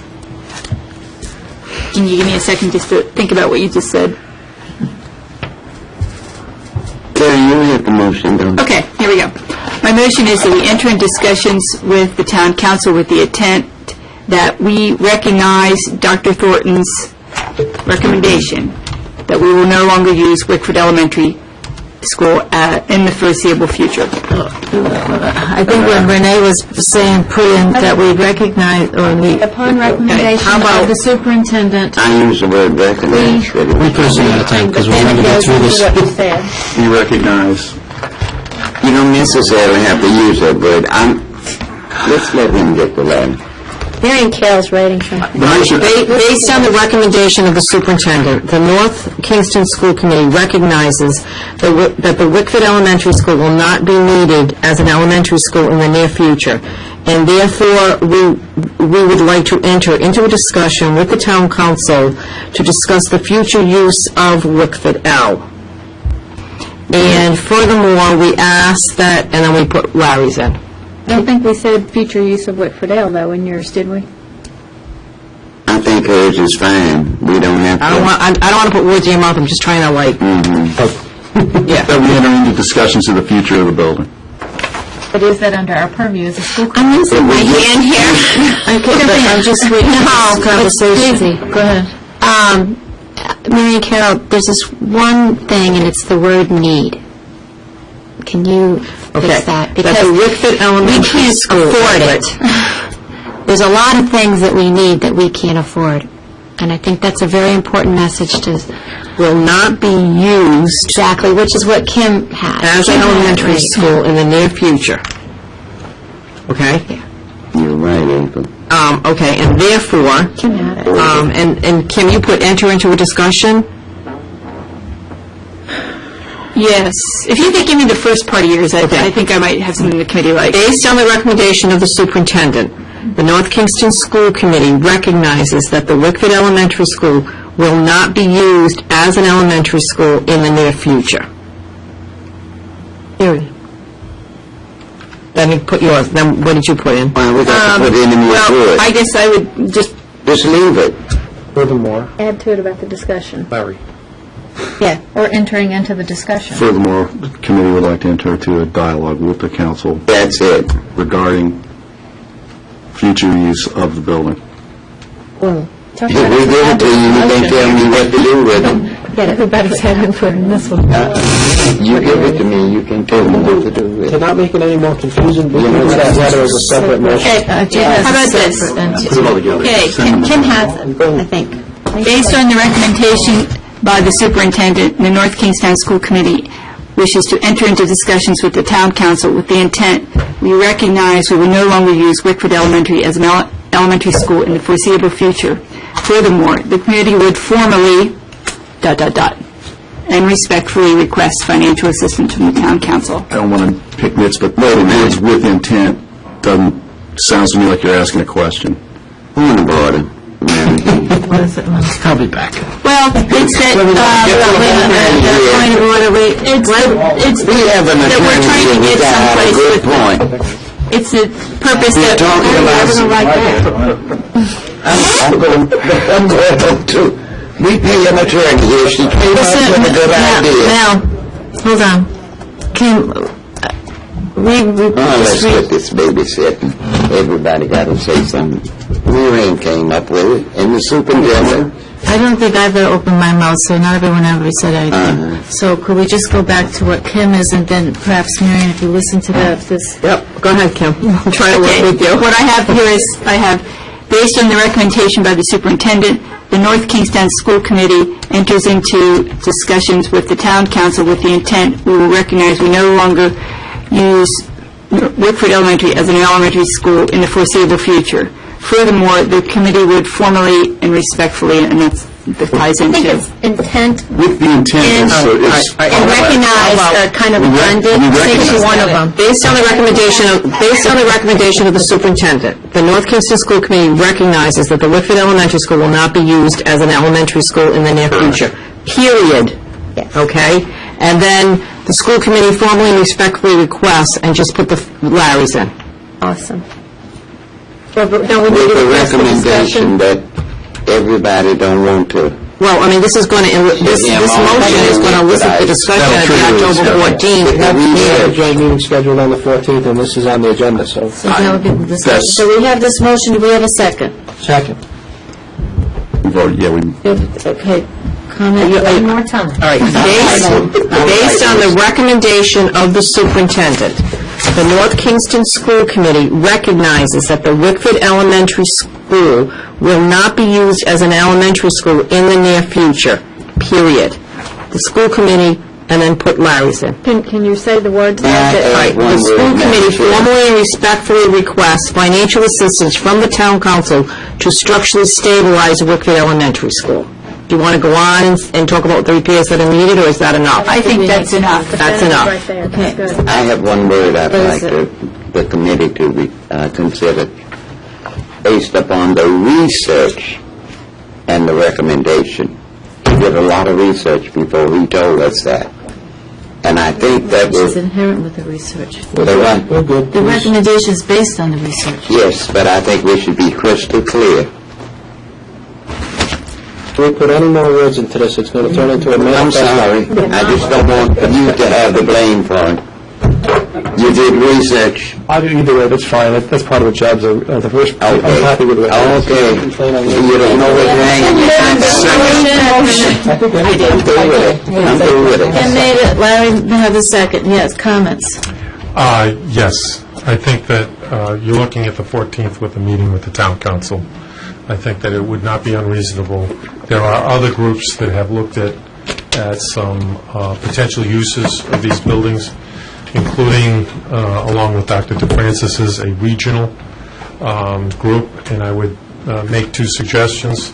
One is that the Washington County Consolidation Committee, of which I'm a part, has discussed this, and I think with the help of Dr. DeFrancis and possibly Dr. Thornton, could be ready to make some kind of proposal to the Town Council and School Committee on the 14th regarding the possibilities of a regional special ed program or whatnot. There's also another proposal that has to do with Quonset, and that's incubator space for startup companies. And one of the sites... Economic development. Economic development. One of the sites that was actually discussed was Fishing Cove. In Fishing Cove, there's a university that is actually might be interested. They believe they could fill the space with incubators. And With what? they call them incubators just for startup companies where it's three guys who have a great idea in the... I was thinking the first one, the incubator with the little eggs. The whole big chicken completely different industry, but no, I think they're looking for space. There might be a classroom where they could actually start a company, okay? And that would be, the proximity to Quonset would be very good. I was actually approached with the idea in that they're looking for. So I think that those two things could come in a form with at least initial pro formas, i.e., or a financial model by the 14th. I don't think that's unreasonable. And I think the other thing I heard Dr. Thornton say is you have the need for 6 schools, you do not have the need for 7. Is that 5 or 6. 5 or 6. You don't have the need for 7. Correct. If, let's say, there was the opportunity to use Fishing Cove, I think going back to Mr. Avadishan's class, they suggested, savings on transportation. And that's a school where, there's too many schools in the north end, not enough in the south end, and there might be additional savings in transportation. So that the suggestion on your motion is that, based on the superintendent's recommendation, there is no longer a need for 7 elementary schools in the district, and that the school committee would be willing to look at options with the town council about what to do with the excess building, and leave it as excess building, and you may have some good options that are presented to you. And that's all I'm saying. And I would suggest that we take advantage of and I'm only saying by email, asking you questions by email if you're available. And Mrs. Brown, who's looked at this in a number of ways, and perhaps Mrs. Brunel, so that, and Dr. Thornton, between now and the 14th, you may get some viable options on the table, but it's not an open-ended, forever, this is a time certain sort of, you want to get something with the town council by the 14th. So my suggestion is, you leave it as, based on the recommendation from the superintendent, you have an excess building, and you need to talk to the town council about the excess building and what your options are. I would say that we've got a process that we've agreed upon tonight, and I think the conversation on the 14th and how we discuss the kind of where the transfer of Whitfordale happens is probably the first step to take. I think entertaining a discussion on the 14th about the possible closure of Fishing Cove strikes me as a little bit over our skis at this point. Excuse me, I don't think you voted on the motion yet. I think you Well, I just suggest we need... Okay, we have a second on the motion right now, and there's just discussion relative to this. Community discussion, we already had a... Okay, so are we all ready to go on the vote? Yes. Yes. Yeah. Right, so could we have a motion, which was a combination of taking the recommendation of the superintendent in terms of the not needing the use of Wickford Elementary, and then also coupling that with the recommendation of asking the town council to look at the possibility of taking over some of the capital expenditure for the 09-10. And the intent is also to go into the discussion on the 14th with the town council to look at possible options. So we have a second for that. All in favor? We need a roll call. Roll call on this, please, Karen. We read the motion, Todd. Based on the recommendation of the superintendent, the North Kingston School Committee recognized that Wickford Elementary School will not be used as an elementary school in the near future. The school committee formally and respectfully requests financial assistance from the town council to structurally stabilize Wickford Elementary School. But that's the motion. And we have a second. So, roll call. April Brunel? Yes. Larry Cerisi? Renee Cockrell? Yes. Janice DeFrancis? Yes. Kimberly Page? Yes. Douglas Frog? Yes. Melvoy Benson? Yes. Motion passes. No. Oh, this doesn't vote. William? No, he doesn't vote. Or does he want to? Okay, Larry? I'll offer a motion to adjourn post-committee member comments. We only have one more agenda on the item, one more item on the agenda. That's why we're adjourned. I mean, I don't even know what this is about, really, so is it something quick that we could go and discuss? I think it's quick. What is it? What is it? Okay, I'll withdraw that motion, and we'll finish the agenda, and I will make a quick comment. I asked for this agenda item, community use of high school track. I know we've discussed this as a committee several times. I know it's been discussed in the community for several years. Over the past couple of months, I've had a couple of community members inquire on being able to walk or jog on the track after school hours. And I don't know if we ever formally made a decision on this as a school committee. I don't recall. I don't believe we did. But what I wanted to suggest, and obviously I would look towards school administration on this, but I think obviously it's a great asset, a lot of money invested there, a lot of taxpayer money invested there. We want to protect that asset. We want to make sure that it's not subject to any abuse or vandalism. And I know that's been the concern about having it open after hours is that the property may be subject to abuse or vandalism. A thought that I had, and in fairness to the taxpayers built the facility, the taxpayers fund the maintenance of that facility. So I believe the taxpayers should be entitled to use that facility, and they shouldn't be locked out of that facility. What I would propose is to address both sides of the concerns, allowing taxpayers access and hopefully avoiding any abuse or vandalism of the property. I think part of the problem is it's set so far back from the street, it's kind of tough to monitor what's going on in the property. So to hopefully address that, a thought that I had is that we allow public use of the property dusk to dawn And my thought is that the head custodian or any custodian at the high school could simply go out there at dusk, take a quick look over and make sure there's nothing out of place, and secure the gate. So dawn to dusk. I'm sorry, I got it backwards, but at nightfall, let's make it simple. At nightfall, the custodian from the high school could walk right over to the track and just make sure nothing's out of place, that the property has been vacated, snap the lock on the gate, and that's it for the night. Hopefully, I think that's addressing everybody's concerns. Is that doable from a practical stance? It has to get explored. I think it is, but I would look to Dr. Thornton and Ned to say, is this doable? In terms of the track use, I'll speak to that first. Being a track person, coached it, ran all that, I'm used to having public high school tracks available for the public. It's very unusual to have a public track locked. I've never seen that before, to be honest. So it kind of took me back when I first saw that. As far as the custodial availability, I defer to Ned as far as capacity or timeliness. They could open and lock.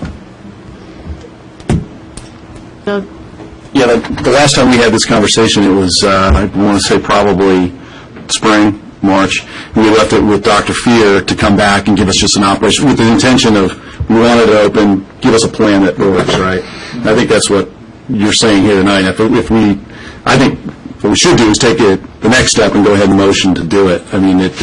I would offer that as a motion. Before I did that, I just wanted to check with the administration and see if that would work or not. What needs to be signage? Most tracks that open have the typical obligatory track signage, no rollerblades, et cetera, et cetera, et cetera, which you put in there. If it's a public track, you do that. So there's going to be some cost involved with making that happen, and probably a staffing model. You have to look at that, but...